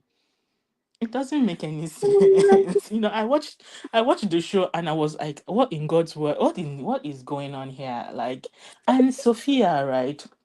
You see that beach trip that they did. The fact that they came on two different boats, immediately divided the group. Mm. Immediately divided the group. And Dabota too, he did her body, I will not lie. Her swapping the room and all that one, yes, he did her body. But Just because you go low doesn't mean I have to go lower. Just because she did that, then Sophia too went to go and bring clothes. In my own party, you did not now give me clothes, you gave everybody. Ah, I'm supposed to break bottles on your head. What do you mean? What do you mean? What's going on here? Like, so I want to believe this show is scripted. I want to believe everything is scripted because no normal human being in a right state of mind will move the way they've all moved. And you see that last one, yeah. You see that last one, yeah, that last episode. That Mariam could not react because she didn't have her audience. Normal Mariam.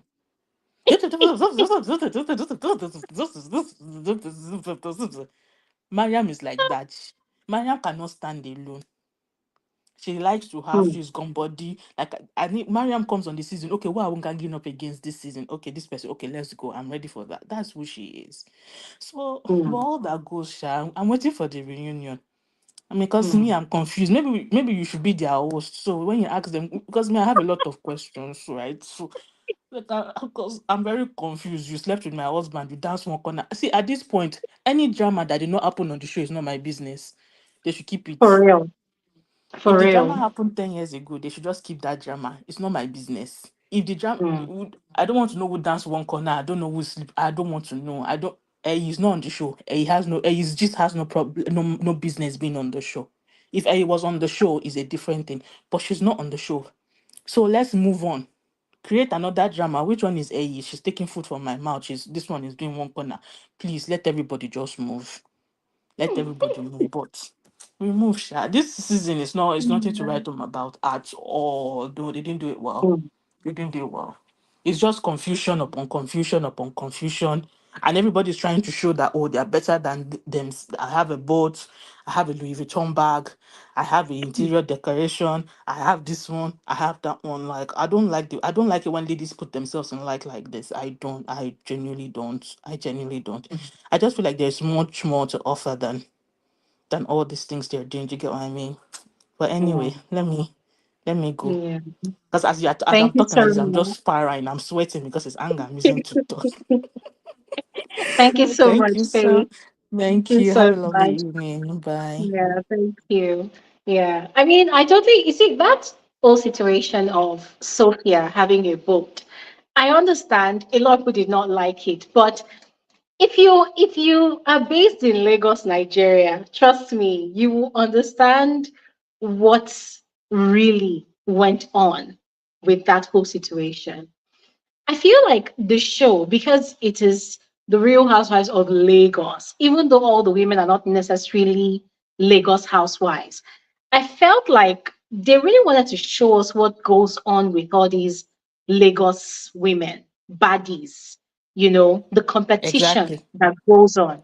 That was what Exactly. that book thing was all about, the competition. Exactly. It's completely I rented a exactly. that was what it was. I So rented the that's boat. why You bought it. I bought a boat. That's what it I was. got It was just. That's why I kept on saying that. I just want to believe that this whole thing is because of the show, Mm, scripted. mm, Because mm, I don't want to, mm. I don't want to believe that this is how these women behave on a regular. Because Right. truth be told, everything they portray, this is what Lagos baddies do, Mm, especially mm, the BBL community. This is mm-hmm, what they mm-hmm. do. The moment Lagos baddies like that, the moment they do BBL, it's only Ah, international Wahala. parole. Is Wahala. Is I'm telling Lamborghini vibes. Eh, it's only international parole. They don't travel economy. It's private jet or nothing, champagne or nothing. You see that behavior Diadem and Dabota exhibited on the private jet, like Mm, Sophia, you came through with the champ. That is the behavior that's they were Lagos showing. behavior.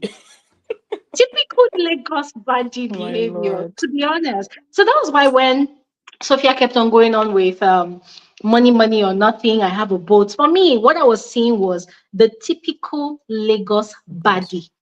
Mm, That is the mm, lifestyle. The only thing they mm, see is money. The only thing they understand is money, and they mm, brag about it. And even though mm, a lot of them wear fake designer, Hmm. whatnot. My They sister, I flaunt just it don't to want to you. talk before because I want to start mentioning a couple of fake there, but I said let me keep quiet, right? Hey, But don't we talk, move. you scatter everywhere. But let me move. I said a couple of fake, but I said let me keep quiet, but we'll move. Don't Let me keep quiet. don't talk. Anyway, thank you so much. Thank you. Bye. Alright. Okay, let's speak with Ayomide. Ayomide, you're welcome. I don't know if you're male or female, but I want to call you my queen. Are you there? Ayomide. Ah, what happened? Okay, guys, is there anybody else that wants to speak? Is there anybody else? Ayomide. My queen, My queen. my queen. You're How are welcome, my you, queen. Glory? I I'm can't believe I good. almost missed this session, and I remember, commenting on one of the videos that when are we going to have this live session? I can't believe Yeah, I almost missed it. How have you been, Glory? It's been a while we've I'm had good. chats about Real Housewives. Yes. Thank you so much. I'm glad you're here. You're welcome. Finally, the season is here. The season is a wrap. But I really don't understand why people keep saying that this season was nothing to write home about. What do people want exactly? Because they gave us the drama, they gave us the pettiness, they gave us the spice, even the one that did not consign us. They still gave us the people that were not even on the show. They still drag them inside the show with light of AE. So what else do people want? I don't get it. I think I enjoyed the show totally. I think Yeah. it was fun. It could have been better, but I think it was still fun. If you ask me, it Mm-hmm. was still Mm-hmm. fun.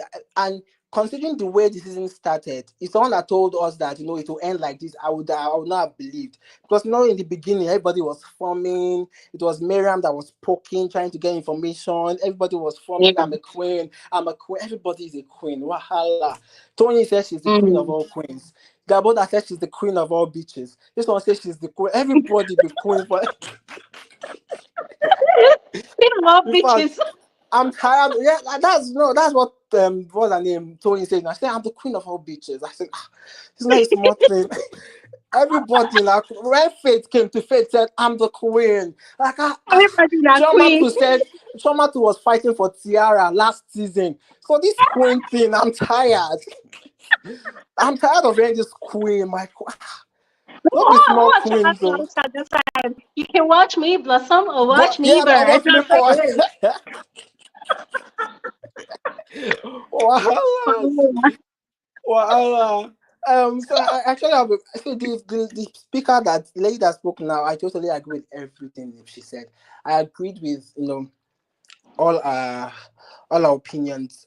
But one thing I have noticed about Caroline is that she hasn't healed. And for someone, for someone that portrays so much confidence, someone that portrays so much grace and elegance, I would expect that, after 9 years, no, she was married for 11 years. I expect that after all these years, she has healed from whatever trauma that she went through. I mean, because all through our storyline, it's always this our ex-husband, ex-husband, ex-husband. And I'm like, why does your life have to resonate around a man? Because you are healed, you're well to do, you are big, you're graceful. Why is it always about my ex-husband, my ex-husband, my ex-husband? I feel like she has to heal. If she heals from it, then maybe we can see less of her ex-husband because she's the one of the show, not her ex-husband. Because right now, everybody, I'm sure you're also the cause of her failed marriage. Everybody, Dabota Hey, was the cause of her failed marriage. hey, Abba, no. Tony was the cause of her failed marriage. And who else? Shoma was the cause of her failed. Everybody was the cause of her marriage. Even Laura was the cause of her marriage breaking. So I really think that she needs to heal. Think she needs to heal because when Dabota said hormonal imbalance up there, I could totally relate because how can you be? It's true. At the point, at some point, I was like, "Is this bipolar? How can you be smiling with somebody, kissing, hugging? You went to her house, you ate food, you crossed your leg, you had heart to heart. Then 2 months down the line, you are now dragging her out of the blues. Because let's be fair, even at the beach house, Dabota didn't have an issue with Caroline. Dabota had an issue with Sophie. So I don't understand how it became Caroline's issue, and Caroline just, she just switched on her all of a sudden, and later she became the person who went to my ex-husband's house to dance one corner. Like, I'm still in shock. I'm still confused as to how we got there. So I think Caroline definitely needs to heal. And and even during when they went to Ghana, and I could understand where she's coming from with Deola and Dabota smiling and laughing, but I don't understand, what were we expecting? Should they come on the jet and be moody? Should they come on the jet and keep to themselves? Because if they are kept to themselves and we're giving attitude, we were the one that will still drag them. Oh. Now we Mm-hmm. go still drag them. So they came, they were happy, they were, trying to get along with everybody, but it was still a problem. But because I didn't see anything wrong with them coming, dancing, laughing, eating. Now then it's pass. If not me too, I could chop fast because why wouldn't I? It's a free ride, it's a free vacation. Why wouldn't I want to have fun? And from Miriam, I feel like Miriam loves this gang thing. She so loves being, even when she's not wanted. We saw it last season here. Even when she wasn't wanted, she still enjoyed, being in the Mm-hmm. gang. Even when they were treating her wrong, trauma. Yeah. Even inside the gang, her own gang up against her, but she was still calling them my girls, my girls. Yeah. That's how much she loved being in the gang. And for this season, I agree with what the former speaker said, that for both groups of ladies going to the beach house separately really divided it. That was where the division started. That was it, because look at when they were on the jet, everybody was laughing, they were toasting. Imagine if they had all come to the beach house like that. Imagine if they Mm-hmm. had all come to the beach house like that. That situation would not have happened. I mean, the division will not be there. Everybody, so that thing started. The old division started from that beach house. The fact that both ladies came to that beach house separately, and to be honest, Dabota and that, they had every right to be upset. And let's be clear. Caroline lied. We saw a video where Caroline said she was coming to the beach house to join Dabota and Diadem. Or was I the only one who saw that video? That part. There What was video a. is that? I mean, before they got to the beach house, they had called Caroline, and Caroline said she was on her way to come and meet them at the ferry jetty, right? Mm-hmm. Yes, so Caroline actually told them that she was coming. Then a few hours later, she now called them back to tell them that she was coming with Sophia's boat. Let's be honest, even you could go, you'll be upset.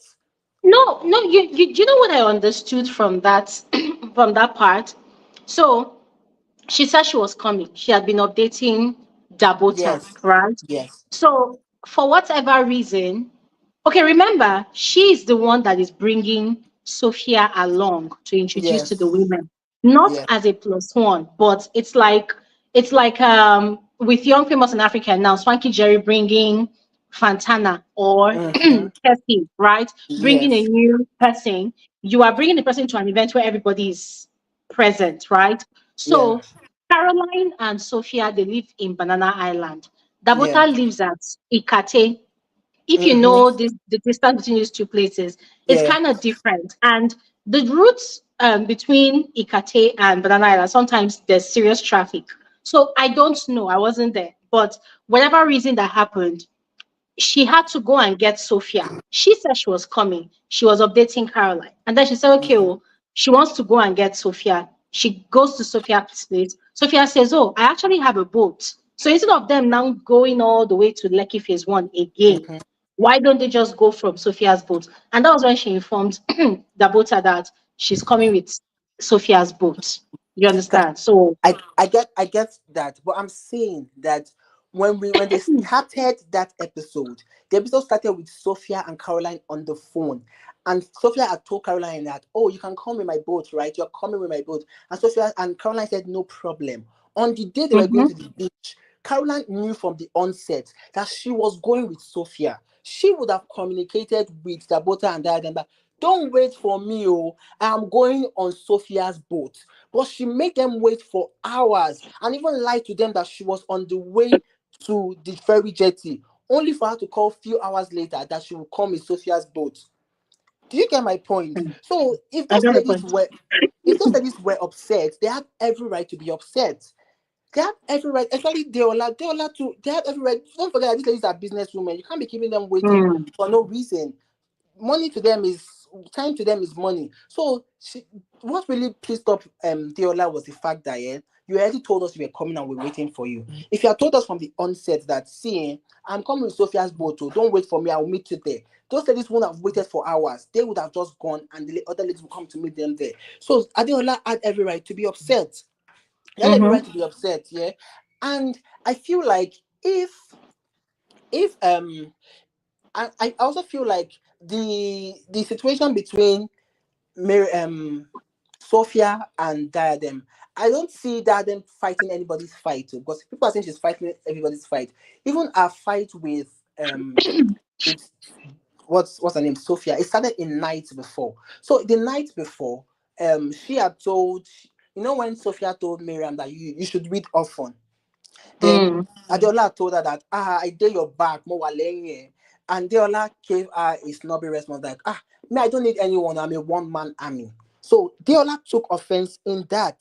So the next day, when Dabota and Sophia were having a go at each other, Dabota had mentioned that, Caroline, she's your friend. Caroline now said she's everybody's friend. Dabota now, Dahadam now said that, she's not my own friend though. Yesterday I tried extending a hand of friendship to her. She snubbed me. And that was when they started arguing. So I'm Okay, hold saying, on. Hold on. Before you move, hold on, yeah? Let's take it from the beginning again, yeah? yeah, Just to summarize. Now remember, yeah, given Caroline was coming with Sophia, right? yeah, Now remember, Caroline said that as she was communicating with Dabota, she yeah, also communicated with Diadem, that, right? Now, I understand that you cannot teach people how to react or anything, but yeah, can you give Caroline that grace that she already reached out to what's her name, Diadem, to apologize for her running late. yes, And okay, from Diadem's response, it seemed like everything was cool. cool, But Diadem yes, was still offended until when they arrived at the beach house, right? And they were greeting Dabuta. Diadem stayed in her room, no, didn't come out. I mean, glory, wait, wait, glory, pause. wait. Dadam was not upset that they came late. Dadam was upset that you told us you were coming and you didn't now, after we had waited for you for hours, you didn't show up. That was why Dadam was upset. Okay, fine. Diadem was upset. Either ways, she was upset, right? Now, at the bonfire night, Mm-hmm. Diadem still had that The cast on her attitude, face, yeah, the the attitude. attitude. Now, look at it from this angle. Mm-hmm. Given she was upset, but Caroline had sent an apology, right? Mm-hmm. And if you think about it here, the person that actually deserved the apology is the host of the Mm-hmm. event. If Mm-hmm. you are going for an event, it is the person that invited you, the person that is the host of the event, that you owe your apology. You're not going to go around apologizing to every single person that attended the event. Sorry, I'm late too. No, the Mm-hmm. person you owe the apology is the host, right? But what Caroline did was okay, it's two of you there. Apologies Mm-hmm. to the host, apologies to the friend of the host. I'm sorry, Mm-hmm. whatever, whatever. Now, Deola was still upset. That's a given. It could happen to anybody. You could still Yeah. be irritated that you were still waiting, right? Now, Mm. the issue now is when these people came, they saw Deola clearly that she was looking Even angry. attitude.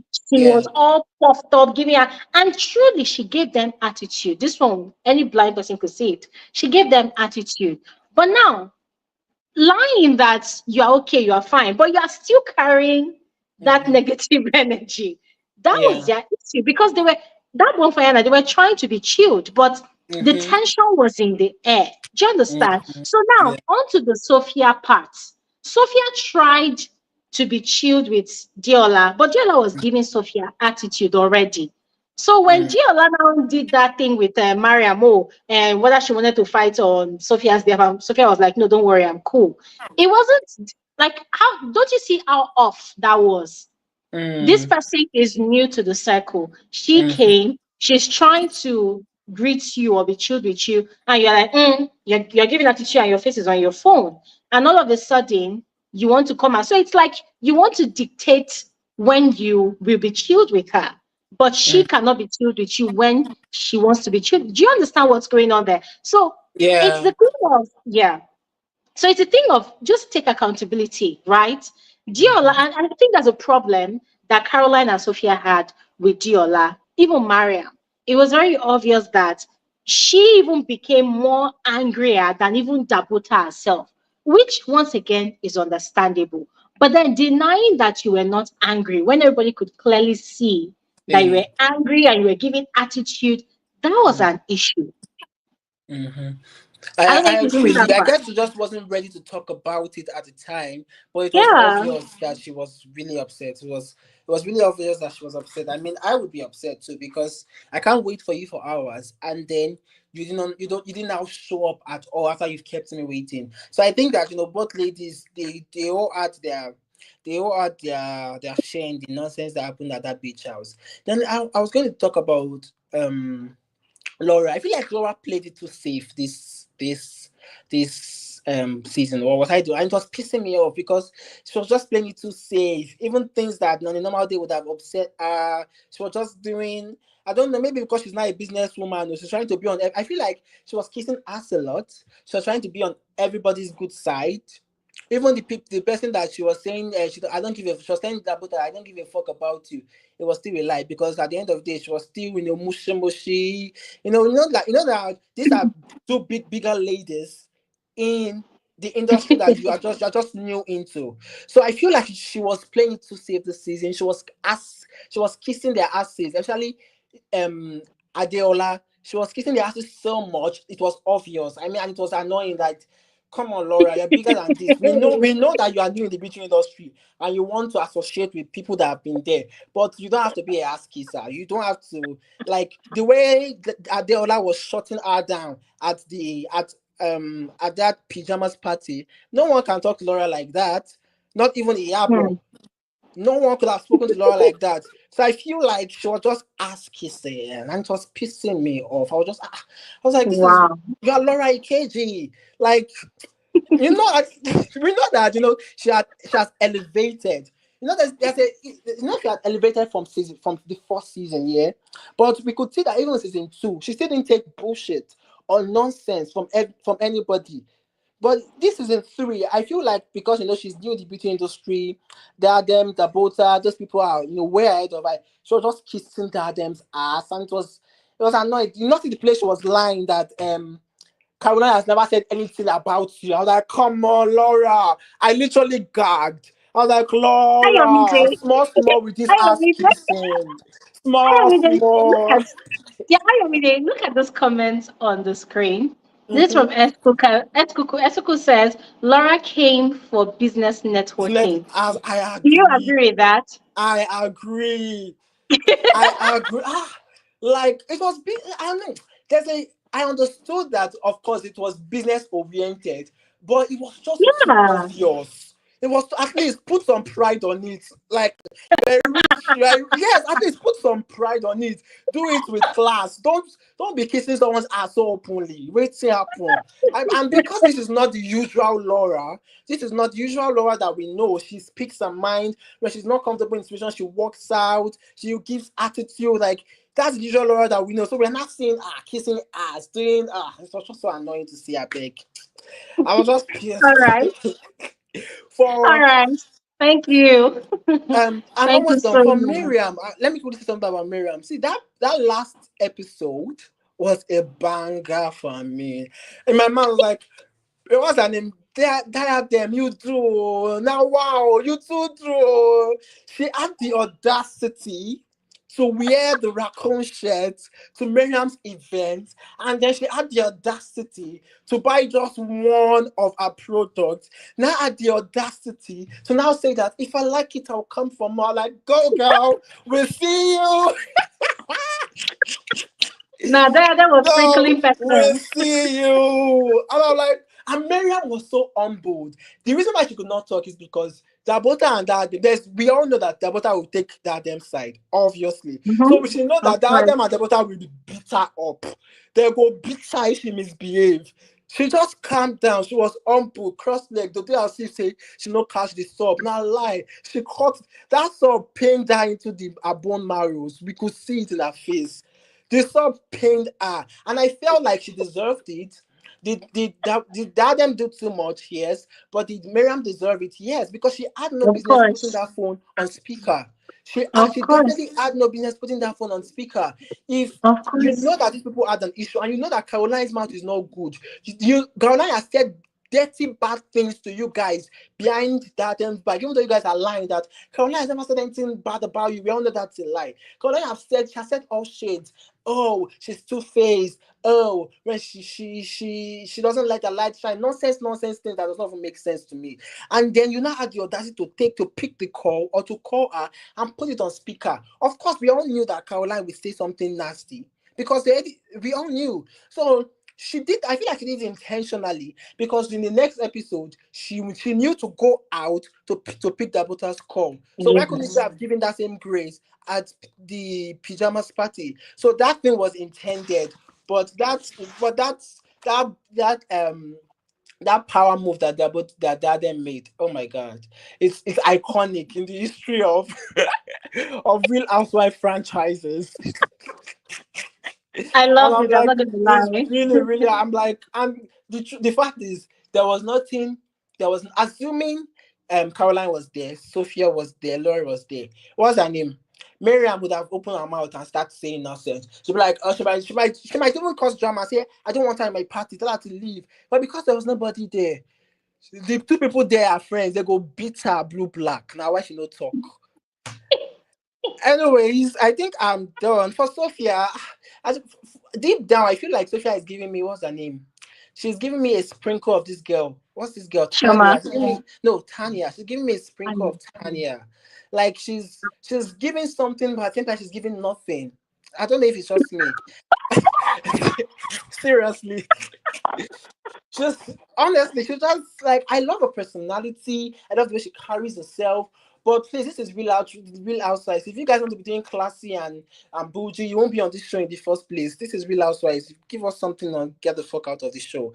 And Dabota, I feel like Dabota's queen-like attitude is giving me faith. It's giving me Faith Maurice vibe, Yeah. like a bit of it. But I feel like it's natural because she's also been in beauty pageant. She's been in Mm-hmm. pageantry. She's been in competition. She knows how to carry herself like a queen. You know all of those Yes. things that they do. So I feel like it's natural. The lady saying that it's forced. I don't think it's forced, but I think it's just natural, and that's who she is. She gets her own pepper body too, but that's the drama we signed up for, and that's the drama we are receiving.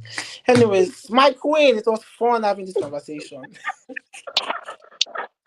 My queen. Sorry, I should call you king over here. It is my queen. No, queen is allowed. It's allowed in this context, please. Thank you so much. Thank you You're so very much for welcome. sharing. All right. Okay, let's speak with S Cuckoo. S Cuckoo, what's happening with your network today? I'm telling you, Glory, it's like my village people are after me.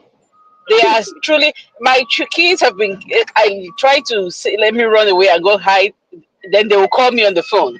And every time they call, it disrupts the volume or disrupts, I cannot hear anything. And then I have to leave and then come back. So Oh, I just told her, I said, nobody should call me anymore. No one should call me. I don't want because I have carried this on my mind for this Real Housewives. I need to offload. Let them not please bother me fire right on. now. Oh my God. Ayomide, thank you so much. I have laughed here. My eye, it's like tears are coming out of my eyes. Same here. I have Yes, laughed so hard. Oh my God. It's not even funny. For a minute, I was like, I started laughing, and then because I had my Where is Bluetooth on, father? my Bluetooth started, my daughter started thought I was crazy because she was with me, and she's like, "What's happening?" Now I Oh, am going to finish this for real. oh my God! It's like I don't even know how do you even go on from that. Like, Anyway, but the only thing I had a little bit of, I felt the same way he felt, but the only thing I felt differently was the first thing first was about Dabota. I don't think her demureness is natural. That is, it's not. When she speaks like someone who has had practice, a lot of practice, and you can tell because when she in her confessionals, when she's trying to make her point, she speaks so slowly. It's like you have to almost fall asleep to even to because in the course of trying to be demure. And I'm like, I know it feels like at least the difference is that people like Fid Murray were very honest that okay, they took a lot of etiquette classes to they learned how to become that demure. yes, So I feel like she and uh, what's her name, Diadem, they yes. they saw the way people praised Fid Murray for her demureness last season, and so they came this season with the same goal, like to make sure that they don't get out of character. But then they were trying too hard to me. It was trying way too hard. Hmm. It was trying way too hard. Diadem for one is like at the end, I think she tried too hard and then towards the end she's like, you know what, let me just give it up. I'm not, I'm- while Dabota on the other hand because I think because of her training as a beauty queen and all of that, she Yeah. still had some kind of composure still to the end. But that is not, it's like you are trying too hard to be that classy, that composed, but now you are looking so stiff. I don't know if it's the Botox that she's been putting on her face, whatever it is, but That's cuckoo. Why? ah, You're breaking no, everywhere. because for real, it's like you are sitting, you don't give no apologies, you don't take accountability for anything. I don't get, I really don't get. I really do not get Dabota. I love what she's trying to be, but at the same time, I'm like, okay, just be real for a minute and just try to at least take accountability for something, for one thing. In Yes. the beginning, I loved her energy, but then when she started that, from her reaction to Sophia on that beach resort trip, it just threw me off. What you said about her is exactly how I felt, and that's why I was made that comment in the comments comment section about that's exactly how I felt. It was regarding what your comment Mm. about it, that her reaction to Sophia, finding out about Sophia's boat and all of that was so negative. It was so it reeked of jealousy. Yeah. She might not want to admit it, she might not want to accept it, but that's what it reeked of. It was just it just felt funny. It was just giving a certain vibe that it did not match the energy she had started portraying from the beginning of the show. Yes. Yes. And I feel like she and Diadem, before since they know each other before now, they probably, when they found out that they were going to be on the show, they probably say, you know what, we're going to look out for each other. Yeah. That's But why probably what they do promised women each do other. that? I mean, Coco, Yes. why do women do that? It's like they are going to battle. Iyabo and Chioma, they did the same Yeah. thing last season where they said, "Oh, Mm-hmm. you have my back." Why are they having like? Are they going to beat each other up? It's like we're going to battle. So Yes. So which don't means have you my back. already, and then you have to be careful of women who say, hey, people always have problem with me. I don't. No, those people. It means what? Everybody cannot be wrong.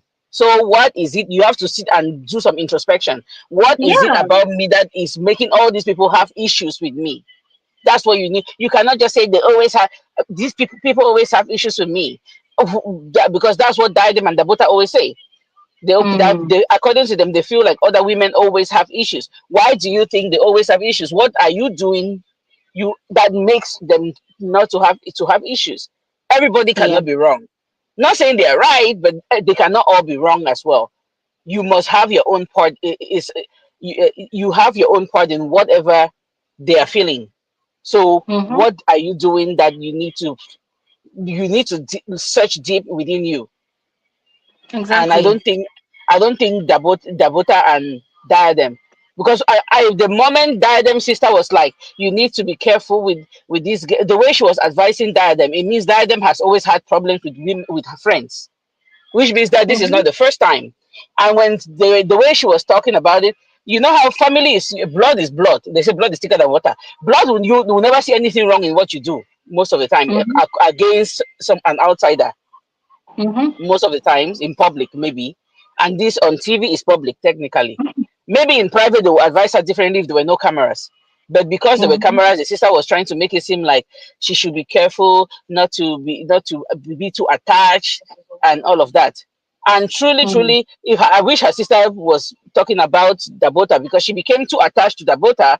She admitted from the beginning that her friendship with Dabota was, it's not like they are buddies, they call each other every day. Yeah.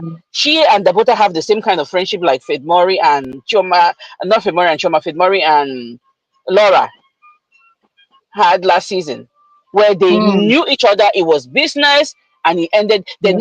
They never said it was anything more from that.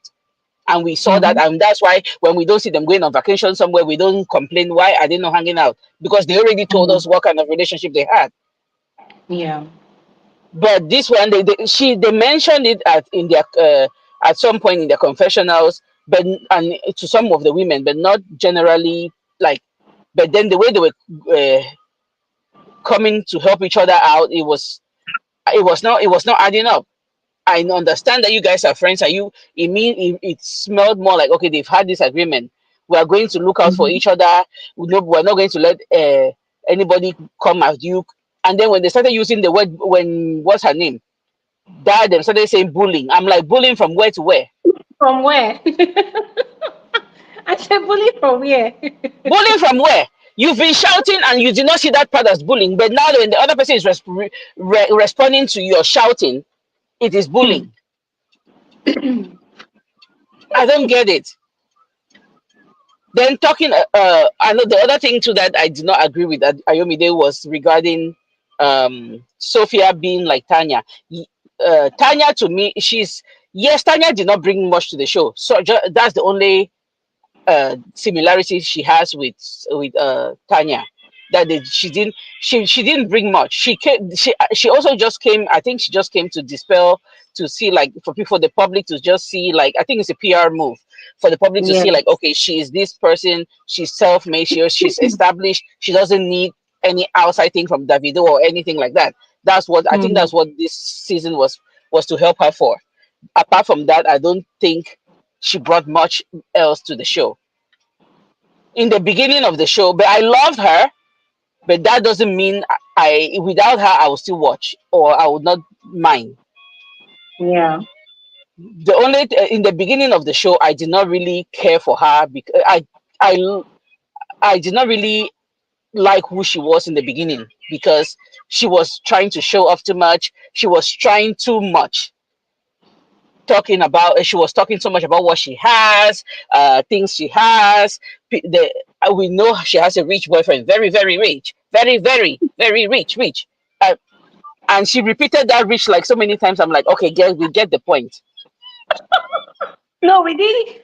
In our mind, we didn't get the point. Let's hear it properly. So according to her, we didn't get the point, so she has to wire Mm. in again a little bit more. And then I don't I think and the whole point of it was saying, okay, without this other person's money, I am still surviving, and I don't need it. That's what I think. That's what this season for her was to be, to establish No, in the public, because this, in the public sphere. Yeah.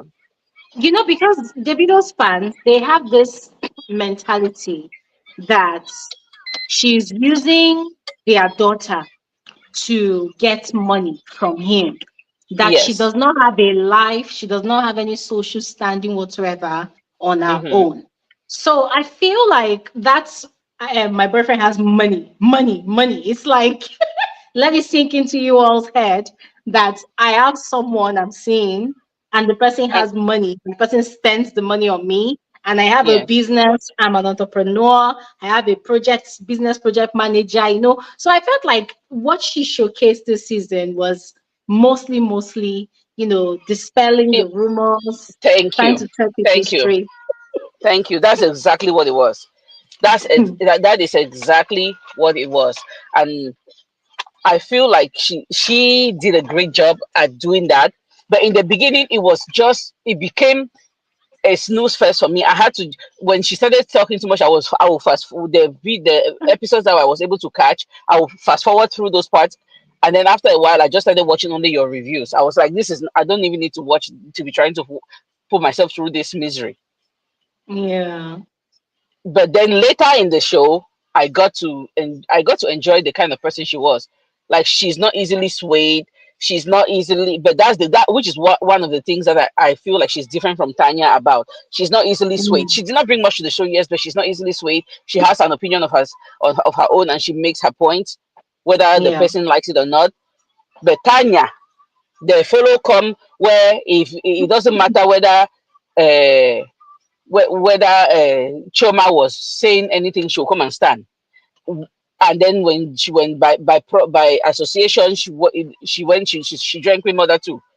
So to me, she was not exactly like Tanya. It was not about bringing anything to the show that made to make the show. Yes, I can say that's how similar they are. But other than that, they don't have any similarity.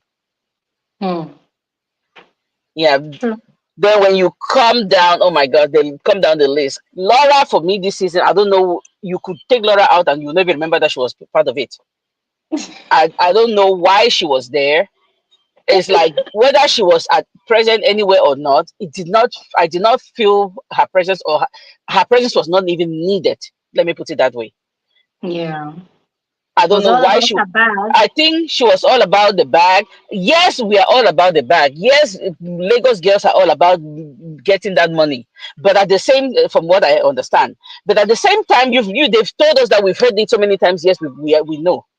But at the same time, at least this is a reality TV show.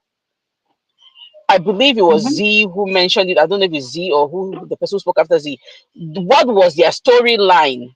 Honestly, Yeah. every cast member has a storyline that True. usually the production will now use and maybe showcase or center around to show more of or highlight on the show. Hmm. This season, I don't see any of them. They didn't bring anything that as a storyline. What's this? What's Hmm. this? True. I don't see anything. I did not see anything as a storyline. And so, what was she trying to? What? None of them, to be honest, had a storyline that I could say point out. It's as if they were just writing thing or working out things as long as they were filming. What came up, then they would try to highlight it, which is why the only thing that came up was the beach resort. The drama about that, they highlighted that for a while. Then all out of the blue, Caroline now brought the drama of what happened at Dabota's house, and then they made until I had to go and Google what one corner was. I'm like, No, you didn't. What stupid. I had to go Google one corner. I'm like, it was that serious. Was it this? Oh my God. To the point, I'm like, No. this is just, it's like they were just trying to pull strings. Whatever they try to catch that string and see, let's see if this hangs. Nothing hangs here. Yeah. Then catch another one. They have nothing of value as a storyline this season. That's why I just Yeah. hope next season they reeked of just this is just the high class BBN season 9, because this they were just focused on don't this is they were not trying to lose guard about their back. That's what it was. Yeah. That's all they were focused on. They were just focused on their bag. Laura, if it was not about her business, she was not filming it. So I'm in my point. I'm like, we did not see anything private about Laura. It was just about her going to her shop, which is what we see on social media already. So what are you showing me new? Nothing. Yeah. True. We see you That's going to your true. store shop every day. So on the show, that's exactly what you're showing me as well. That's not nothing more, nothing less. We don't see you meeting with anybody. We don't. At least the other people. At least the daughter. We even saw her with her daughter. We saw Caroline with her daughter. We saw we saw them with some of their friends. Even like you mentioned in some of your reviews, some of the conversations in the beginning were like, this is just them. It's as if it was just a platform for them to just express themselves, and then the friend was just sitting there as a sounding board. Like, But then later, I started getting some conversations in like especially when you see Sophia and her what's her friend's name, the makeup artist. yeah, Anita, yeah. Yes, Anita Browse or whoever. At least you hear conversations when you see Dabota Mhm. at that with that with I think it's AE or was it AE or Yeah. one when she had the conversation at later. But in the beginning, it wasn't like that. It was not that was not how it was in the beginning. In the beginning, it was more of Yeah. them just expressing their and the other people just sitting and listening. And that is not real. It's not real. It doesn't become. It doesn't seem real.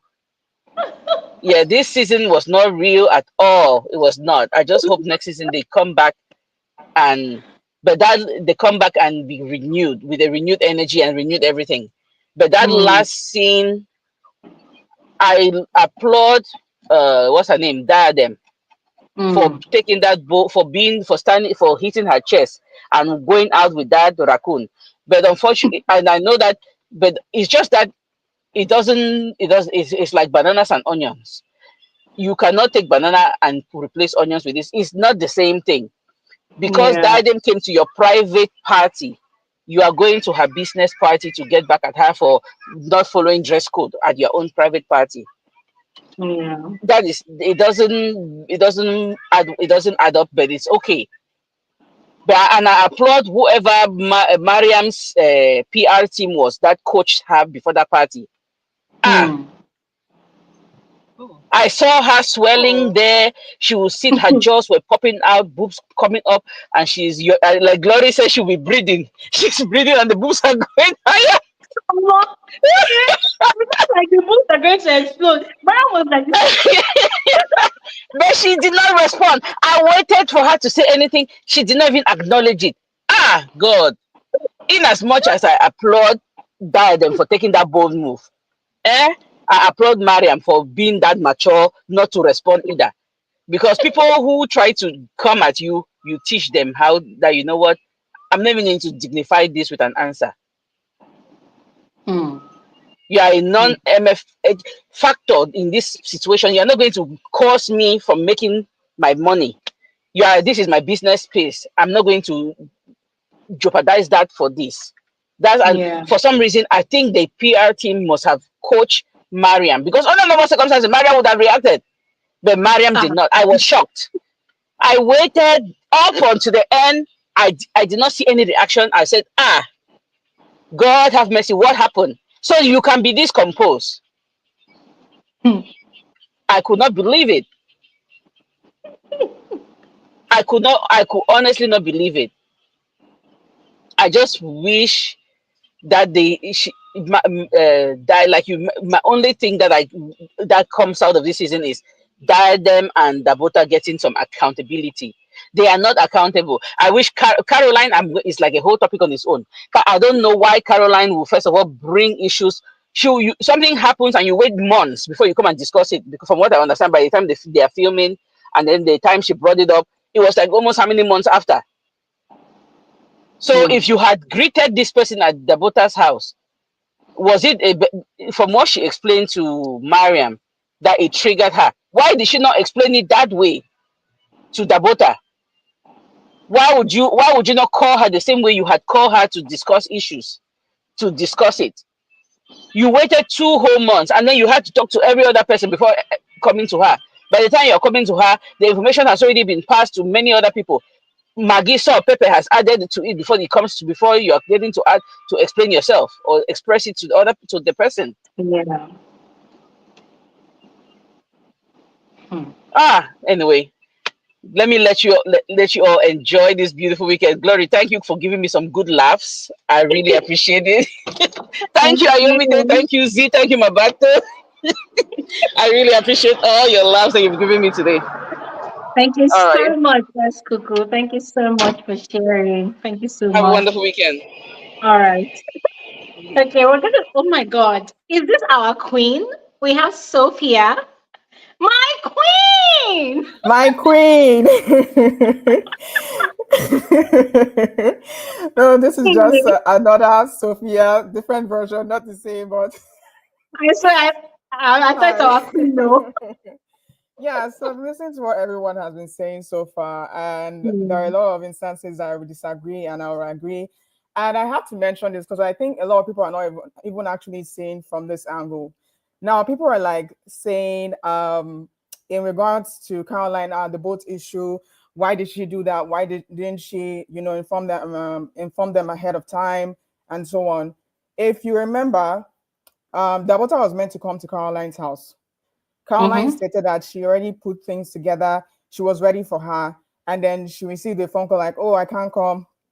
What makes you think that's not the reason? Caroline, okay, I'm going to give this my taste of our own poison. What do you think? No, That's true. Maybe. please come on. Let's think about this. Like, and before I even continue on this point, I need to say something because I have watched different Real Housewives franchise before even Nigeria's Real Housewives franchise started. And if there's one thing about the Real Housewives franchise is you need to be very dramatic, you need to be very shady, you need to be very snobbish, you need to be that person that can spin one little thing into something very gigantic. I have seen Hmm. on different Real Housewives franchise where maybe a previous season was so boring. Everybody was like overthinking how they say things like what the other lady was saying, like Dabota are taking 100 years just to say different things like we're just say it. You don't have to think, oh my god, how will I sound? And I think that's why Chama was even coming for what's her name? What's the name of the Faith Murray? And she was like, United Nations, speak an accent. When you're too in your head, and I'm not going to like shade on anyone or try and bring anyone down. Cameras are there, like it takes a lot of confidence just to sit in a room and cameras are looking at you, and then you're thinking that, oh my god, you're shaking like this is a new world. I'm not used to cameras following me around. It's something out of my comfort zone. So I'm not going to like criticize anyone for that because you don't know how you will also react if they put you in that space. Maybe you just start blowing the Hmm. ball. And maybe you're someone that is very eloquent and you're like, oh, the H factor is just like, oh my God, oh. So you don't know. So don't go there. You don't know how you would react if they just put you in that space. So that's another thing. And Hmm. people need to understand it has to be spicy, it has to be dramatic. And it gets to a point when I'm like, okay, so what do you want these ladies to do? Because they're dramatic now. Now everybody's like really mad at them.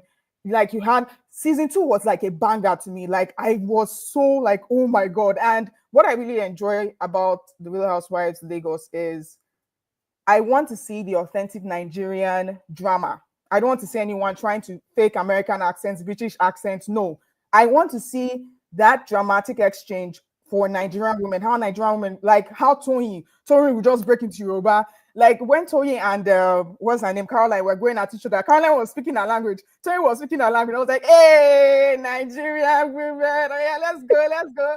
It was so authentic. It was original. I loved it. I'm like, yes, give it to me. So that's what I was like really expecting.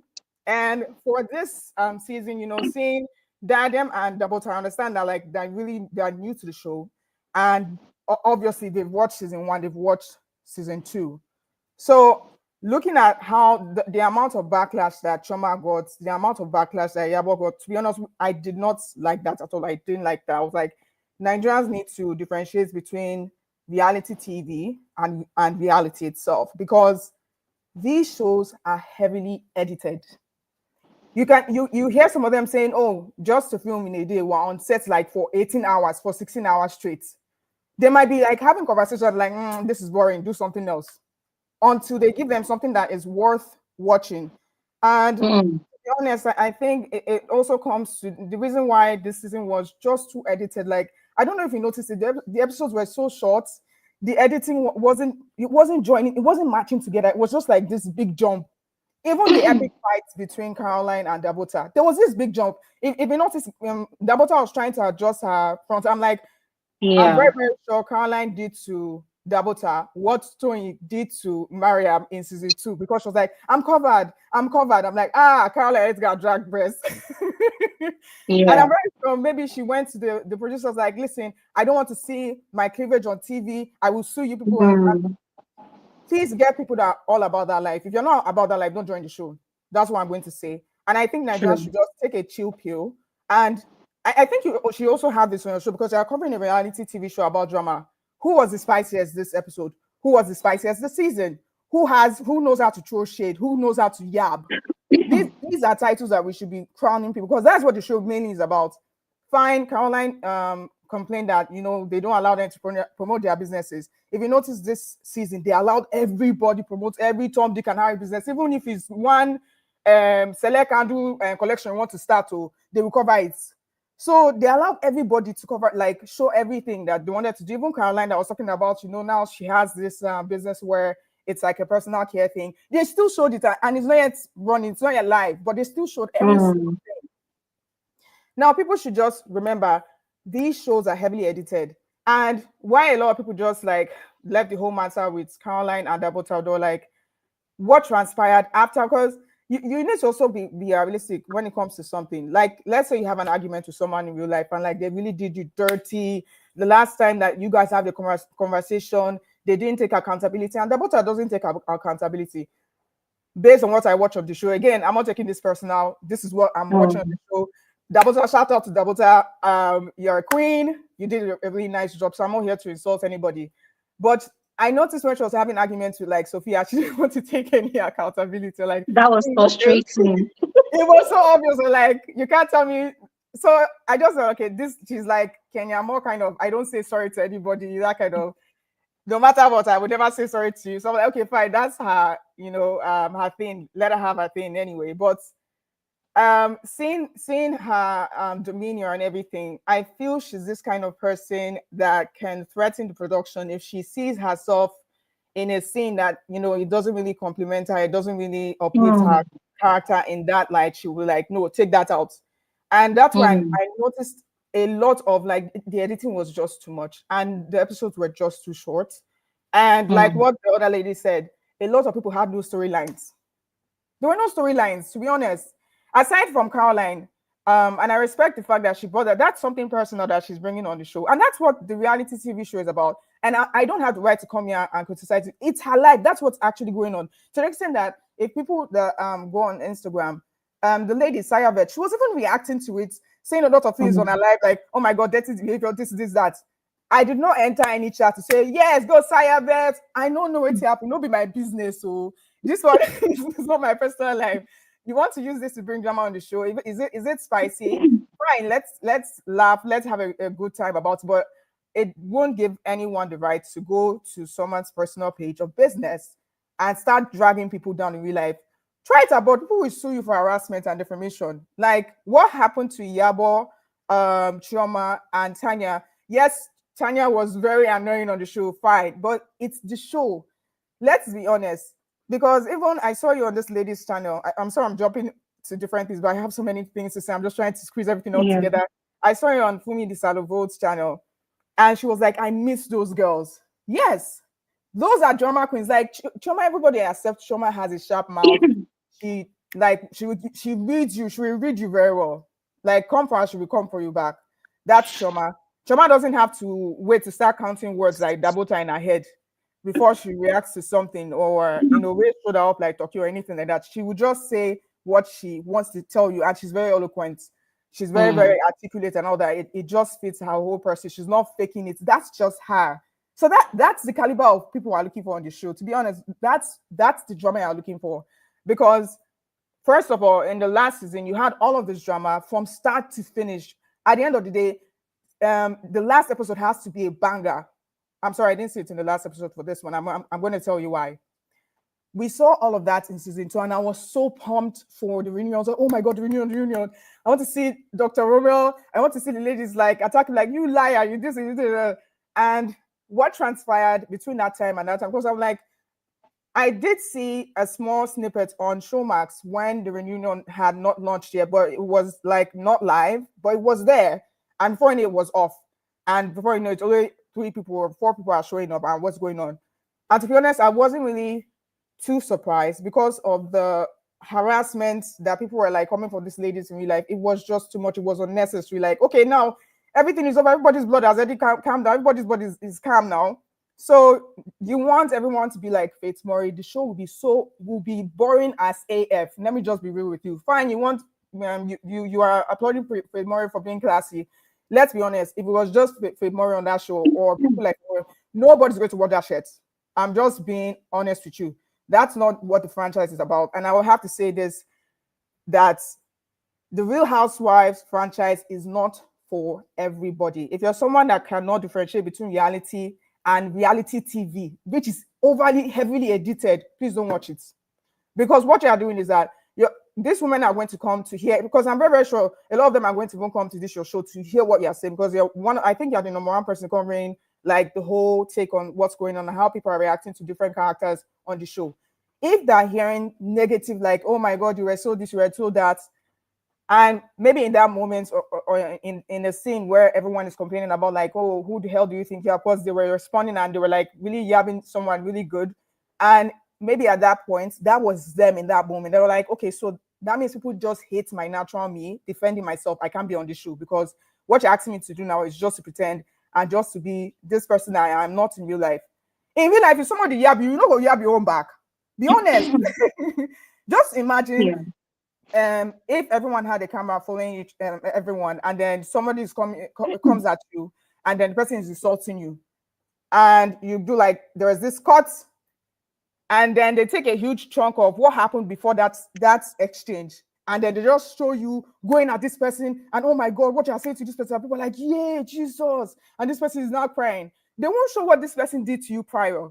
That's editing. That the editors are there to create a story for you that has to be realistic. That has to be something that people can, digest and say, okay, yes, oh my God, like how did they put all of this together? And I think they did a really fine job in season 2. Again, I don't attach my emotions, like my real life to these shows, because these are reality TV shows. They are heavily edited. So that being said, in regards to the final episode, Diadem showing up with that whole t-shirt, it was just like giving, she's a huge fan, and then she just detached herself from the cast. Like she's not a cast, she's just one fan that came from the streets and entered the event. And I was just like, what's like, I'm sorry, I can't give you your flowers at this point, because that whole raccoon thing was from Faith Murray. That was between Faith Murray and Mariam. That's their beef. If you notice, I don't know if you watch Real Housewives of Atlanta, but the ladies are very protective of their storylines. If they see someone is trying to like gain from their storyline, they cut you off. Like, what are you trying to do?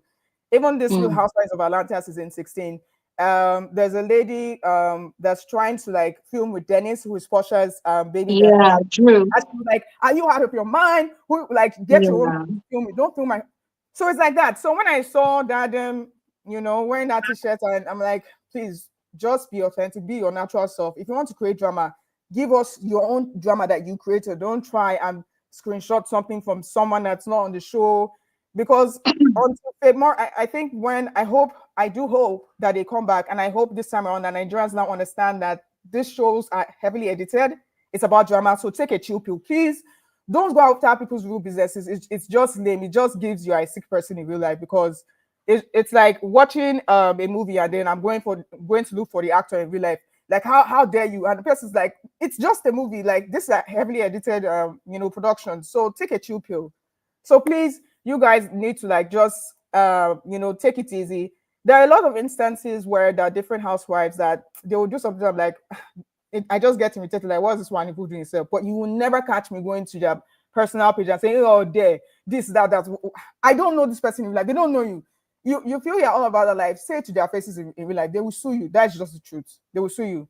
So when I saw them do that, I was not impressed at all. And I do understand that she wanted to come back for Miriam, and I felt her outrage when she complained that Miriam came to her event and she spent money to host the ladies, and it just turned out to be a total disaster.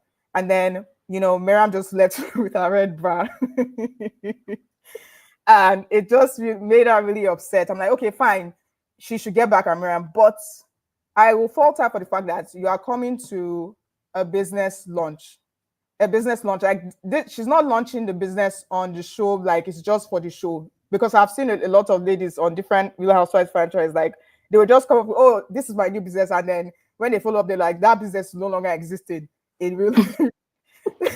Yeah, I don't know if you know, is this Sheree on the Real Housewives of Atlanta? She Yeah. did a line and only to find out that that clothing line was no longer in existence after the show. So she just did it for the show. Ahead.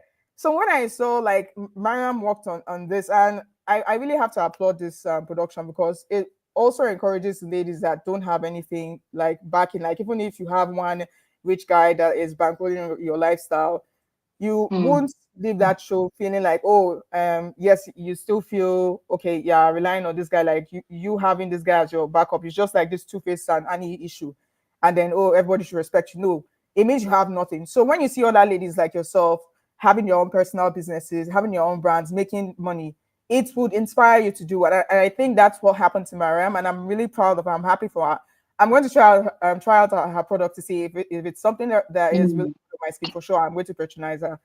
But Mm. yeah, so the show really has that positive impact on the ladies. And I would also say it had a positive impact on Diadem, because at first Diadem was a little bit shy when she started. She didn't want to say anything, and people were like, "Oh yeah," so never like pop off. No, she was just all in her head, because she was like, "Okay, how do I react? Because I don't want to react in a way that, and then I'm going online and people are saying that, oh, because I Yeah. reacted or I responded, who do you think you are? Like, oh, this your yab self no even get brain, or say you just made yourself look stupid or foolish." So at that moment, she was like, she doesn't want to go and enter the situation where they were dragging Choma, they were dragging Yabo, and dragging all of these ladies that say all these things. So they have to be very careful. And again, it's the viewer's fault. So if you want these ladies to be authentic with themselves, to actually give you that drama that you expect, please listen. Sophia is a very spicy person. Let me just say, she's a very spicy person. Aside from the viewers, she also had to be very cautious in regards to the whole Davido issue, because they might use that against her and say she's not even a good mother. Look at what she see, the way she's carrying herself on Mm. TV. You understand? So it was just too much for her. If it was just to hold the video issue, she could be spicy and classy and at the same time. But if you have a situation where you're spicy and classy and the viewers, the Nigerian Banana Republic don't like it and they are dragging you, so that's going to like it will be too much. You're getting dragged from the public eye, and they are getting dragged by your baby daddy, and they're using it against you court. So it's not a good look. And I saw that spicy classiness from when she entered later on in the season, and then after she had a meeting with her uncle Dele Momodu, she just withdrew. And if you notice the way he said it, was like, don't God disgrace your family or don't hair. I'm very sure he was referring to what transpired in regards to Yabo and all of those people. Again, people need Yeah. to take a chill pill. If you don't like to see drama, don't watch the show, because I want to see these ladies be their authentic selves, be their Nigerian selves. You're complaining someone is twisting accents. Yes, it is irritating. I understand, but again, you have some people say, what is this? Speak English, Joe. Hello, this is Nigeria. This is the Nigerian version of the Real Housewives. What do you want them to speak? British English. Please, let's just be honest. Pidgin is allowed. Mm. Your Yoruba accent, that's a Yoruba woman. What are you expecting? A lot of Yoruba will have H factor. Let's be honest. So when you are saying that, it should be normal for you. Don't go, oh my God, I don't have to speak. No, let's just be honest with ourselves. And it is that authenticity that makes the whole package original. If you are seeing someone Mm. that is trying to like sound like Kenya more, oh, okay, look at Dabota, and everybody's complaining about Dabota. But you guys are the ones that are creating all of these turnouts. If you just let these ladies go at each other, get crazy, let's see who is the maniac of this season, and have a vote over it. It's okay, yes, this is the top maniac for this season. Congratulations, drama queen, and this and that. Mm. You understand? That's what the show is about. Don't take it too personal. Don't go attacking people on their personal businesses. It's just insane. And so when I saw Diadem do that, it was tasteless in my opinion. And then people were like saying, I think you did say that Dabota was trying. I think you said there are two instances. It's like Dabota was trying to de-escalate the situation when she was like, small pepper, this that. She was trying to like de-escalate, to make fun. Let's just relax. No, No, what she I wasn't trying to think, de-escalate. Like you no, could no, you see give that two, she was trying to stir things up. yes, you give two possibilities. that was one of the possibilities that you gave. What I noticed was, if you notice, because again, these shows are heavily edited. We don't know how long the other lady stayed for Miriam's event before everybody started going. And Dabota insisted that Miriam waits for Diadem. Why I did not applaud Dabota, because at that point I was like, okay, let me see, the comeback Dabota, Diadem, excuse me, Diadem has for Miriam. Why I didn't applaud that, because Miriam chose to wait for Diadem. And when they showed outside, it was already dark, it was already late, it was already night. And Dabota was like, yes, let's wait for Diadem. And you know what that just told me in that moment? She has already planned this with Diadem. She already knew Diadem was Mm-hmm. coming with that t-shirt. She already knew what was going to Mm-hmm. happen. And I'm sorry, I don't see Diadem, again, I'm not taking this personal. I don't see Diadem as being confident in that instance, because I think if you're a real bitch, you do it in front of everyone. Do it in front of them. Do it when everybody is there. Like, yes, what do you want to do? Understand? And looking at Miriam's history on the show, season one, her boobs, flew out during an altercation between Laura and Caroline, as she was on the floor and she was just trying to cover herself up. Season two, Tori attacked her boobs flew out again. Looking at what Miriam was wearing, really sheer, really fragile dress, and then Diadem coming with jeans and t-shirts. Of course, that girl was ready to put her hands on her. And I just think, it's all about going for the person that physically they are weak. You be like, I can beat this person, that kind of thing.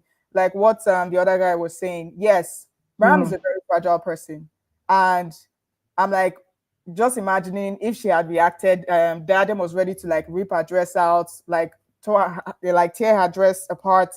It would be so easy because that dress was a fragile dress that Miriam was wearing. And I was kind of disappointed because at that point it just left a bad taste in my mouth, because I was like, then again, this is a business event.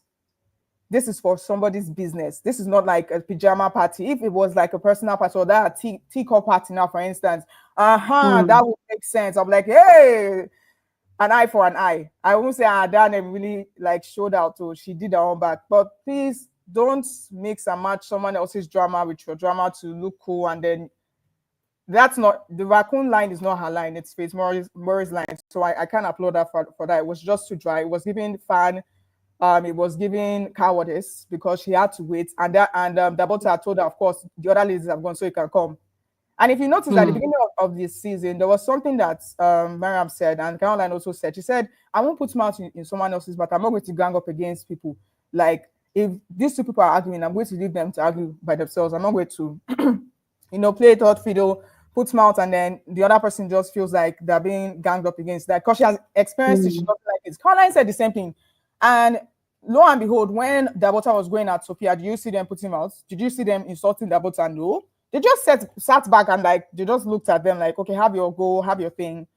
And having Dabota doing that, and I'm like, no, that's just giving cowardice in my opinion. Because if you feel like you're so good, that you would have done it when Caroline was there, you would have done it when Sophia was there. And I feel that relationship, especially Caroline and Miriam, at that point, Caroline would have just told her you're a very silly child. I don't see them going physical, but I actually saw if Caroline was there, she would have told her to get out. Like, for the fact that this is Miriam's event, and Sophia will be like, no, no, no, no, that's just small. This is a business event. What are you doing here? So Dabota are making sure that nobody was there, giving that them declare like, you can come now. Yeah, yeah, yeah, come, come, come. I'm sorry, I just found it childish. I found it like it just left a poor taste in my mouth, and I found it cowardice at the same time. There was no, I didn't see it as, oh my god, Diadem is so dramatic, and then going as her business saying, I only buy one, if I like, so I'll come back. Won't you feed me? Mariam never did that at her events. Mariam never actually did that at her events. Mariam overdressed at her events. She didn't underdress. Mariam the end time like make sure okay, Diadem was like in a bad way and say, Diadem, what are you waiting for? Feed me now. Mariam never did that.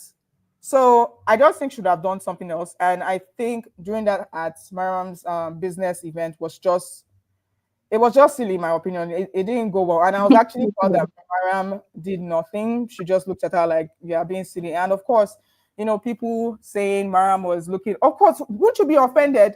I will explode like a time bomb. Oh. If someone did that to me, I would have even just walked out and like off lights as I'm going. Oh yeah, make we they go. I'll just off lights as I'm going out. Tell the caterer, so yeah, come back for make we they go. I'll just off the lights and start going. So in my opinion, that wasn't it wasn't Yeah. really no, it didn't actually qualify as something dramatic to me. I just saw it as cowardice, I saw it as childish and unnecessary. Um, And I was looking at Dabota, are you that you're doing to stay too long for other people's events? You're already out.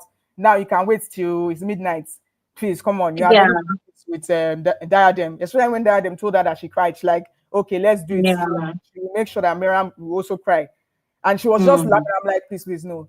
So at that point, I was just like, it's a no for me when it comes to someone's business. It's a no for me. You want to be shady. I agree with you. I agree with you on that. But Yeah.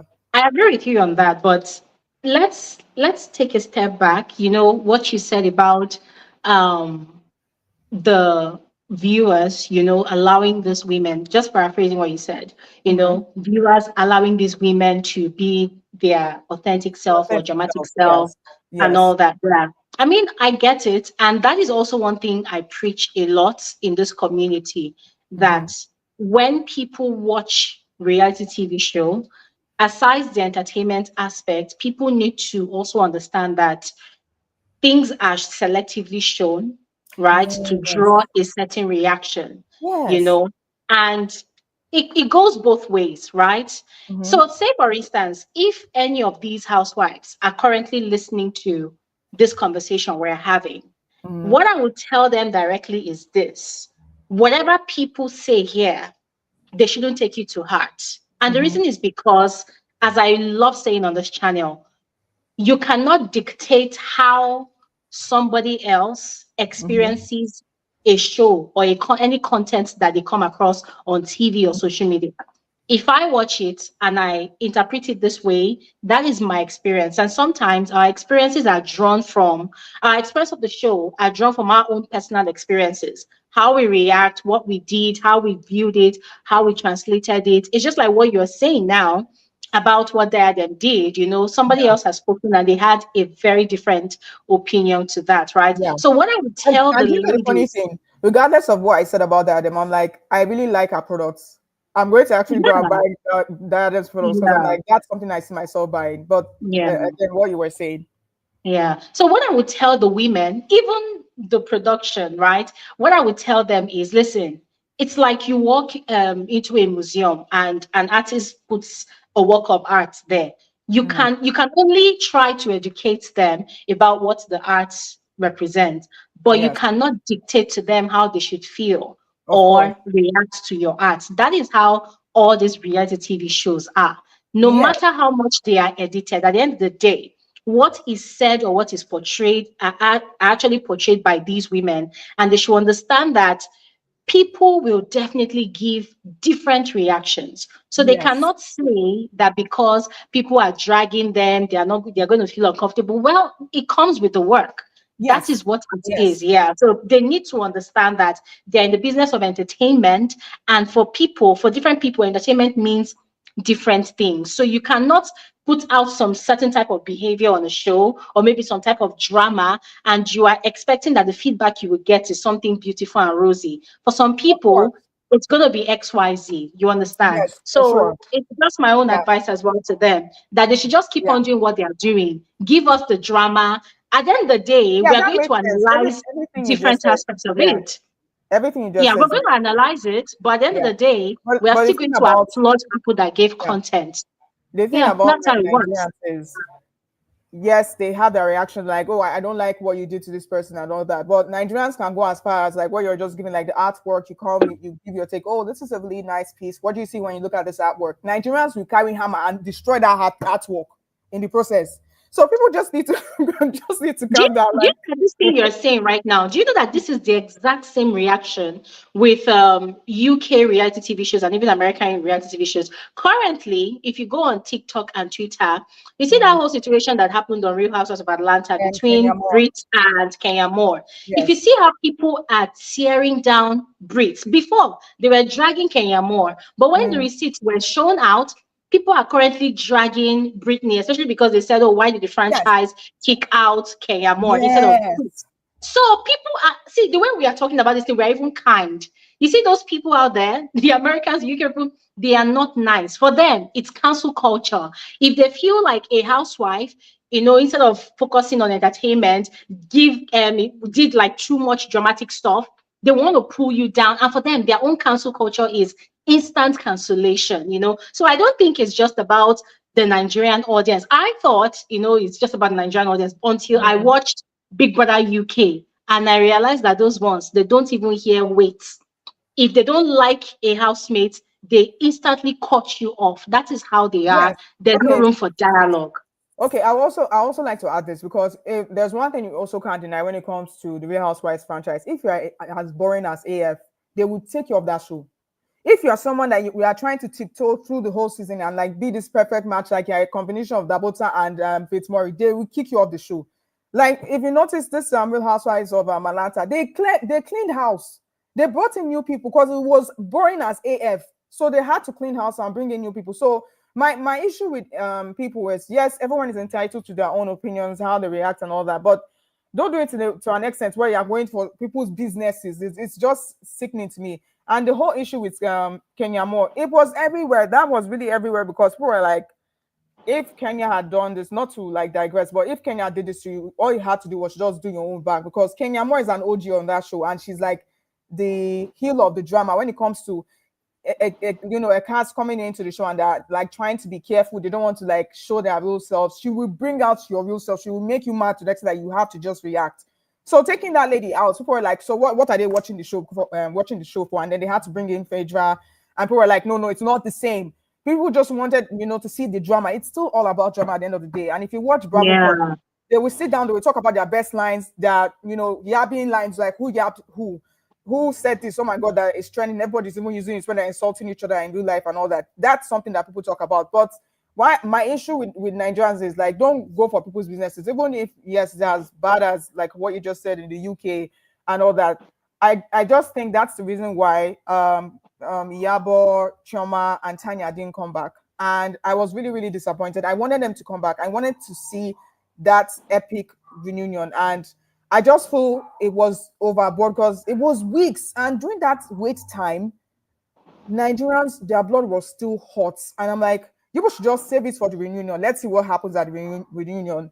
And the way they were coming for this lady's businesses, I'm like, okay, now they didn't show up, so everybody can calm down. The season is ruined. So I think that's what's also happening now. And you see a lot of people who have joined the show and they're tiptoeing because they don't want to be their authentic selves.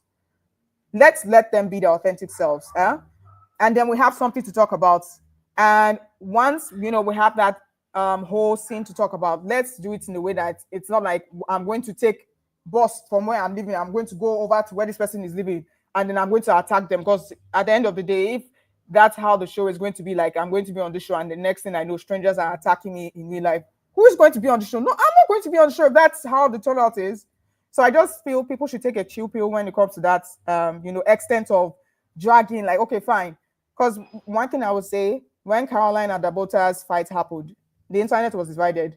You have a lot of people saying, yes, they want drama. They were like so like scared that this season will be so boring. Now, when the drama came, I was like, yes, finally drama. And with everything happening in Nigeria today, Tinubu and all that, everybody's blood is hot. So people need somebody to take their minds off of But you what is. see, yeah, this conversation will not be complete if we do not also, admit the fact that in terms of reality TV shows in Nigeria, the people Mm, that participate on those shows, they come with mhm. this sense of entitlement, like they want to be liked. They believe everybody Yeah. should like them. I'll give you an example. Iyabo. Iyabo already is a public figure, celebrity. When you go to Yes. her page, all these people that do a lot of giveaways, people form fake love sometimes. Queen Mother, we Mhm. like you, we love you, this and that, right? So when they come on a show like Real Housewives, they already come with this heavy expectation that, oh, because they already loved on TikTok or Instagram, they Yeah. would get the same amount of love. But then they forget that this is a separate kind of community, right? On Mhm. Instagram, TikTok, you're probably being funny. or you're making skits, or you're doing giveaways, and people are loving it. But this is a reality TV show, right? Yeah. On all of those platforms, you by yourself, there's a way you edit your content to portray Yes. yourself in your Yes. Of best course. light.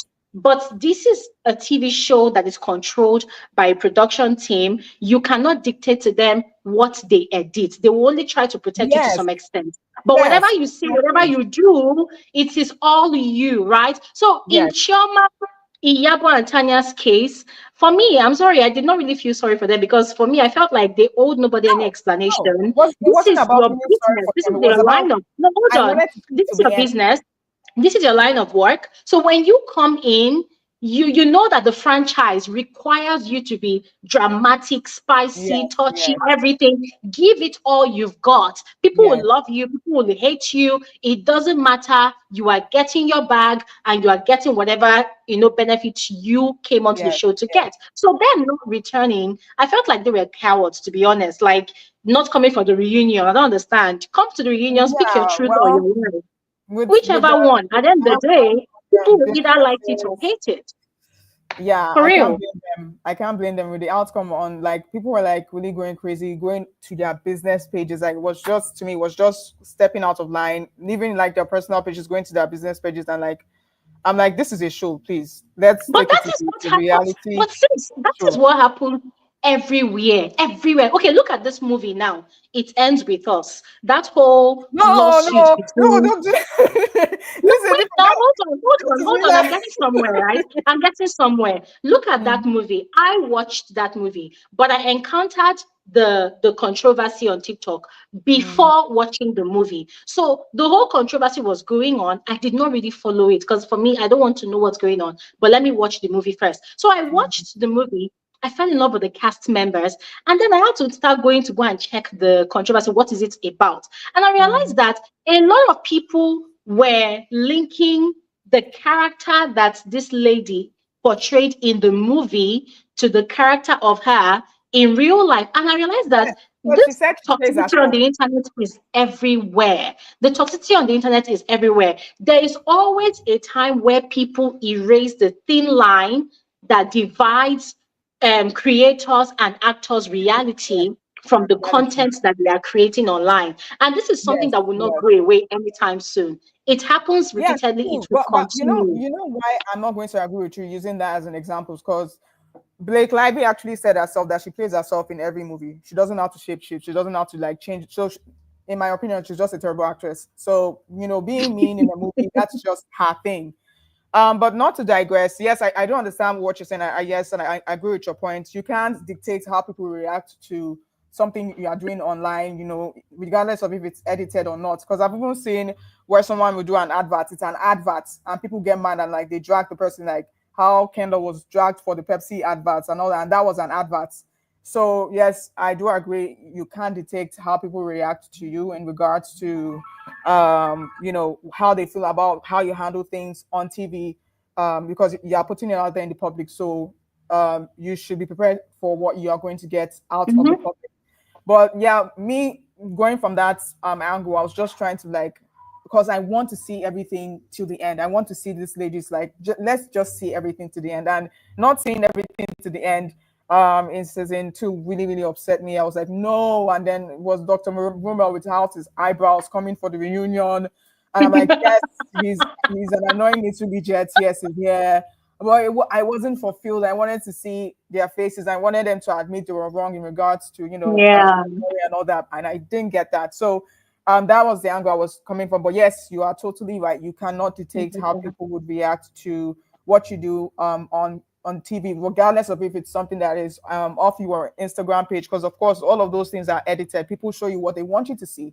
They won't show Yeah. you what they don't want you to see. Yeah. But again, and I think if the Real Housewives of Lagos team that are watching this show, I think they should focus on bringing people that won't interfere with the editing process. Because I just feel, to an extent, some of the cast members were already dictating to them, I don't want you to show this scene. If you show this scene, I'm going to, Yeah.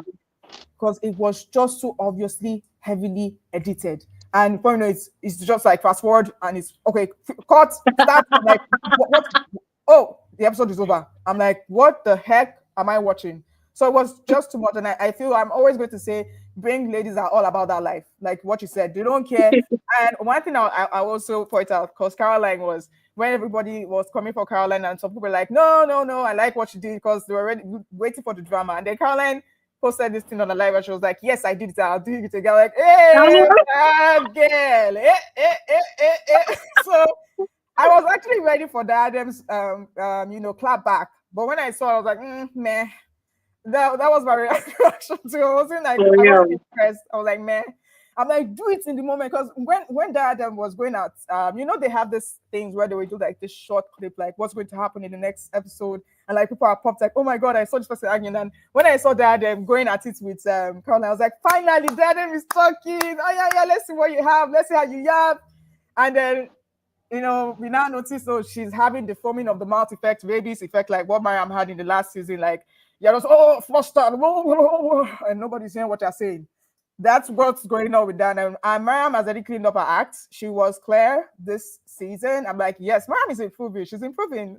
Let's give a round of applause for Mariam. Mariam is improving so small. I appreciate Mariam. So even Sophia was like, Diadem is all like, blah, blah, blah, blah, blah, blah, blah, blah, blah. But no one is hearing what you're saying. Nobody is getting your points. So I think once that watches this, like if she's going to come back for the next season, she's going to like brush up a little and like make sure that she takes control of the conversation and makes like have that effect where everyone listens. Like how Caroline is talking narrative stuff and everyone listens. And I'm like, yeah, I think if Diadem can do that, Diadem has mouth as well. I want to see her use her mouth. I don't care if she breaks it, but she's a Yoruba woman. So I'm not going to But you expect know, then, like but you know, Chioma. unlike you that did not necessarily appreciate what Diadem did in that final scene, Yeah. I actually did like it because it spoke volumes for me. You know, a lot of us had been complaining that when Diadem is aggravated, she raises her voice to drive home a point. So in that final scene, what I saw was she did not have to speak. She Mm-hmm. had to just use her presence, the shirt to do all the talking. And Mariam got all the message. You know, Mariam said, I know she wanted to draw reactions from me, but I'm Yeah. not going to do that reaction. So for me, I scored out 100% on that because I was scared that when she arrives, she might want to Mm-hmm. come and also clap hands and shout, just like it happened at our event with Mariam. So when I saw her wearing the shirt, you know, the calmness, I mean, you could tell she wasn't really calm because you could tell her chest was heavy. She wanted to really do what was on her mind. Even collected drink, even bought one item. Ah, that was Yeah. spicy. For me, No, no, that yeah. was That was extremely spicy. spicy. I That was loved it. spicy. But like I was saying, I think she would have done that for a different event, not a business event. And in regards to, how she came in, like you were saying, like she didn't like argue or anything. In order for her to like have that reaction, Mariam had to react. So Mariam not reacting and just being quiet, like, yeah, you're not going to use me to end this season. It was kind of like, oh, she had all this energy to give to Mariam, that day, and it just went all quiet and silent. But yeah, like what I was Because saying, I she was is triggered. entitled.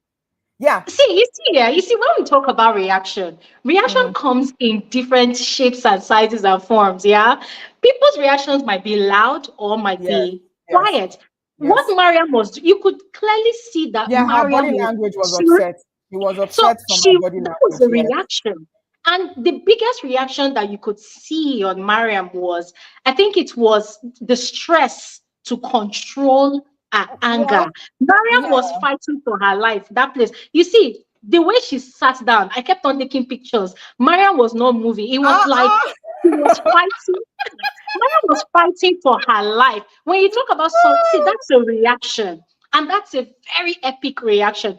See, it was a struggle for Mariam, who is usually hey Yeah, up there, to yeah, stay still. So that was yeah. a big reaction for me. That was Yes, yes, massive yes, reaction. fine. You're entitled to say that as well.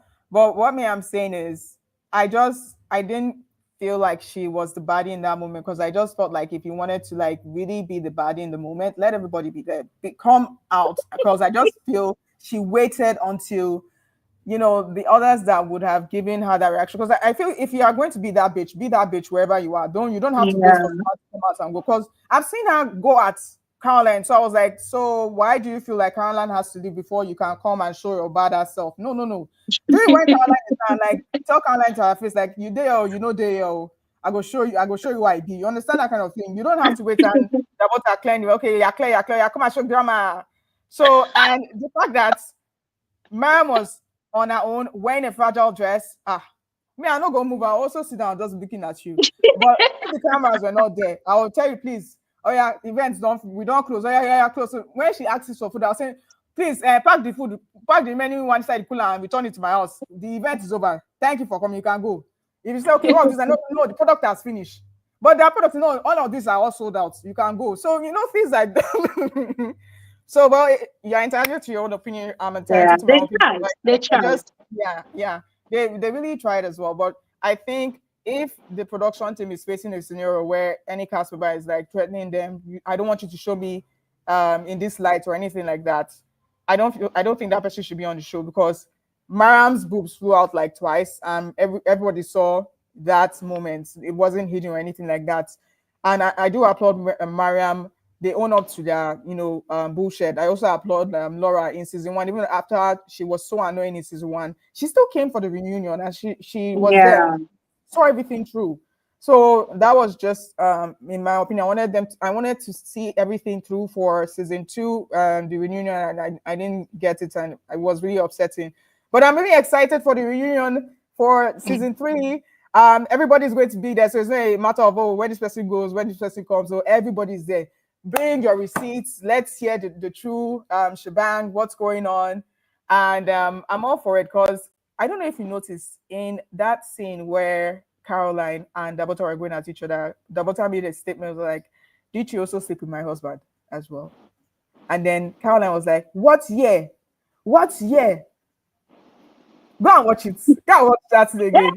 She said, you also said to my husband as well. She was like, what here? So, like what Sophia said, she was like, this one is deeper than what meets the eye. Truly, it's actually deeper than what meets the eye. And that kind of matter, it's not matter you put much, you let them bring the matter to you, like, well, tell us what is going on. So I'm really excited to learn more about that. And I think with the way things are going, they might bring Sayavet in season 4. If they tell her to They come and should, dress, please. We want the drama. and someone was also, people are also saying they should bring Dr. Robel because they feel it to be an epic like showdown between Caroline and Dr. Robel because they are spicy, but there are different types of spicy. So joining them together, it's be like an atomic bomb. Hey, God. Anyways, we will see. Craziness. We will see. All right, we have a speaker here that has been waiting for the longest, and we have Yes, to yes. move on now And to the speaker. But thank you so yeah. much. Sorry for taking Thank all you the time. so But much. yeah, thanks for having me. Thank All right, you. bye. All right. Thank you. Thank you so much. Okay, very interesting conversation there with Sophia. And then we have another queen in the house. Hi, sister. Hi. Good evening. Oh my God, I really love watching your commentary because for those of us that work, sometimes when you come back, you just want to unwind. And then these days, I don't know what Hollywood and Hollywood are doing. I don't really enjoy bulk of the movies.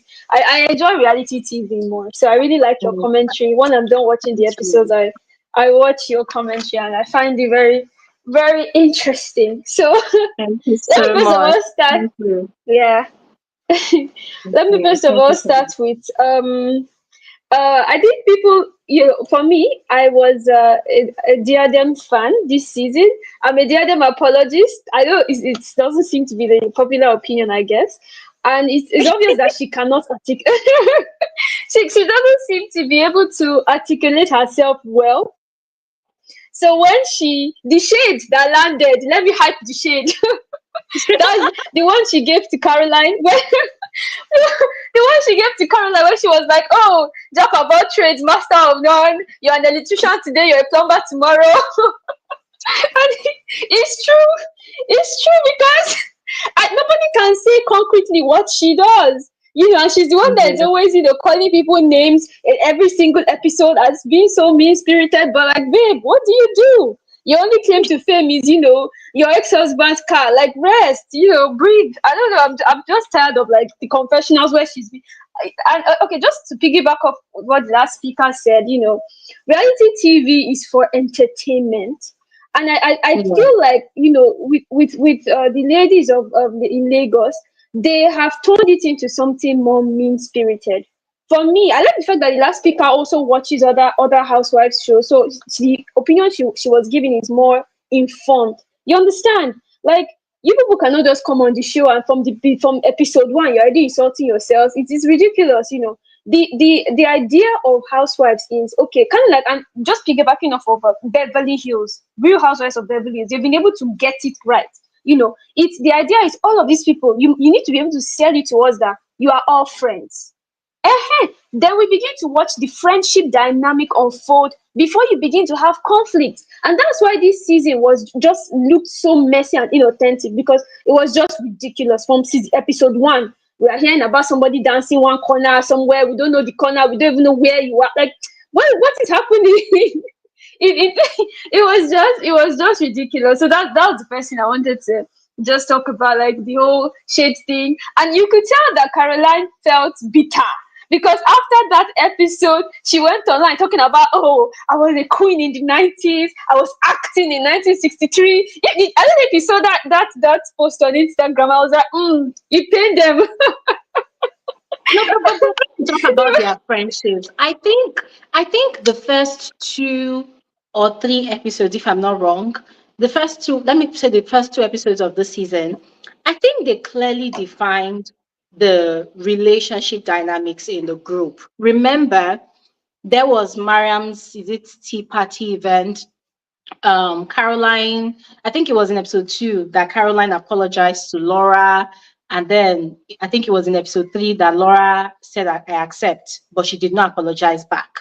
And then between Dabota and Diadem, they were asked about their friendship and they said they are just business associates, they are acquainted. It was after that whole fight had happened that both of them were now happily, because they asked them again, both of them now confirmed that, oh, they are friends now, they're getting to like each other. Dabota says she likes Diadem now. And then who else? Sophia says she's liking Caroline, she likes Caroline's behavior. And before, Dabota said she liked Caroline, but later on she said she does not think they can ever be friends. So I think in terms of their Yeah, friendship dynamics, they made it clear episode 1, episode 2. I Laura agree. made it clear that she doesn't give a damn about what's going on between I Dabota agree. and Caroline. So I think that one they actually made it I clear. agree. I agree that they made it clear, but my own issue is not about whether they made it clear or not. I'm saying that being the beginning of the show is wrong. You understand what I'm saying? If from episode one there is already a ridiculous friction, we cannot even establish any concrete relationship between all of the ladies, then you're already setting us up for like a season of just hostility. And I know everybody thinks that, oh, we watch Real Housewives purely for drama, but I can guarantee you that if in every single episode they are just boxing themselves, if every single episode was like that episode where Caroline and Dabota got into it, I guarantee you people will not watch, because then there's nothing to watch. Like, we're not watching wrestling match, we're not watching, John Cena against Undertaker. That's not what this is. Like, we want to see the relationship, the real dynamics. Not that in the very first season people are already throwing subs. At the very first episode, you're already throwing subs. Like, I think, and you're right. I don't think the issue is necessarily with the ladies. I think the issue is with the producers when they are casting people. I think, Mm. let it be. It will be better if you have ladies that sort, because this is what they do in other franchises. Let it be ladies that at the very least know each other, prior. It's like now what Lagos looks like is they just force like random people to just come and sit down and pretend like as if they know each other. And that's why all the conversations are just weird. They can't sell it to us Mm. that this is an organic friend group. They cannot Mm. sell it to us that as an organic friend group. And in fact, that's going back to my another point of mine is I feel like the show has evolved, and if they are going to be picking women of a particular age, they should just choose women of a particular age range, because that's another thing that's causing another schism in the group where people cannot connect. And Caroline wants people to be calling her Auntie Caroline, and the other ladies cannot obviously be doing that. It's weird. In the other seasons, all of them were of the same. It's true. All of them were of the same age, and nobody was like bowing down to one person. But in this season now, one person wants to be Auntie Madam, another person wants to be Ife, are you there? We can't hear you anymore. Hello? Ife? Hey. Ife, we can't hear you. Oh my God. I hope we haven't lost you. If you're still there, please say something. Let's hear you. Ah, this is sad. Ife, we can't hear you anymore. We can't hear you anymore. Let me remove another again. Hello, Ife, are you there? Ah, this is sad. Okay, guys. I don't know. Maybe she got a call on her device. I don't know. But I'm about to end today's conversation, anyways. I'm about to end it. I'm just going to proceed with what I have to say. If Ife comes back, then she'll continue speaking. But, ladies and gentlemen, she's gone. Okay, guys, thank you so much for today's live conversation. Thank you so, so much. I thoroughly enjoyed it. And it's always best when you guys come as well, like when you join and you share your opinion as well. And a lot of you did that today. And I'm so happy because this conversation had been long awaiting. I'm glad we finally had it. So yeah, we're just going to keep fingers crossed and wait for the reunion. I hope the reunion is worth it, to be honest, because last season's reunion was a waste of time. So I really do hope that this season's reunion is worth it, like really worth it. Like they give us something to look forward to, that questions, like the right questions are asked, questions that will make these women talk, that those questions are asked. Yeah. You know, just make it exciting, make it fun, make it very, very entertaining. All right. But other than that, ladies and gentlemen, that is all. Thank you all so much for watching and for joining, for making our time to join this conversation. I appreciate all of you. As I always say, there's no Frankly Speaking with Gloria Elijah without you guys. So thank you all so much for your time.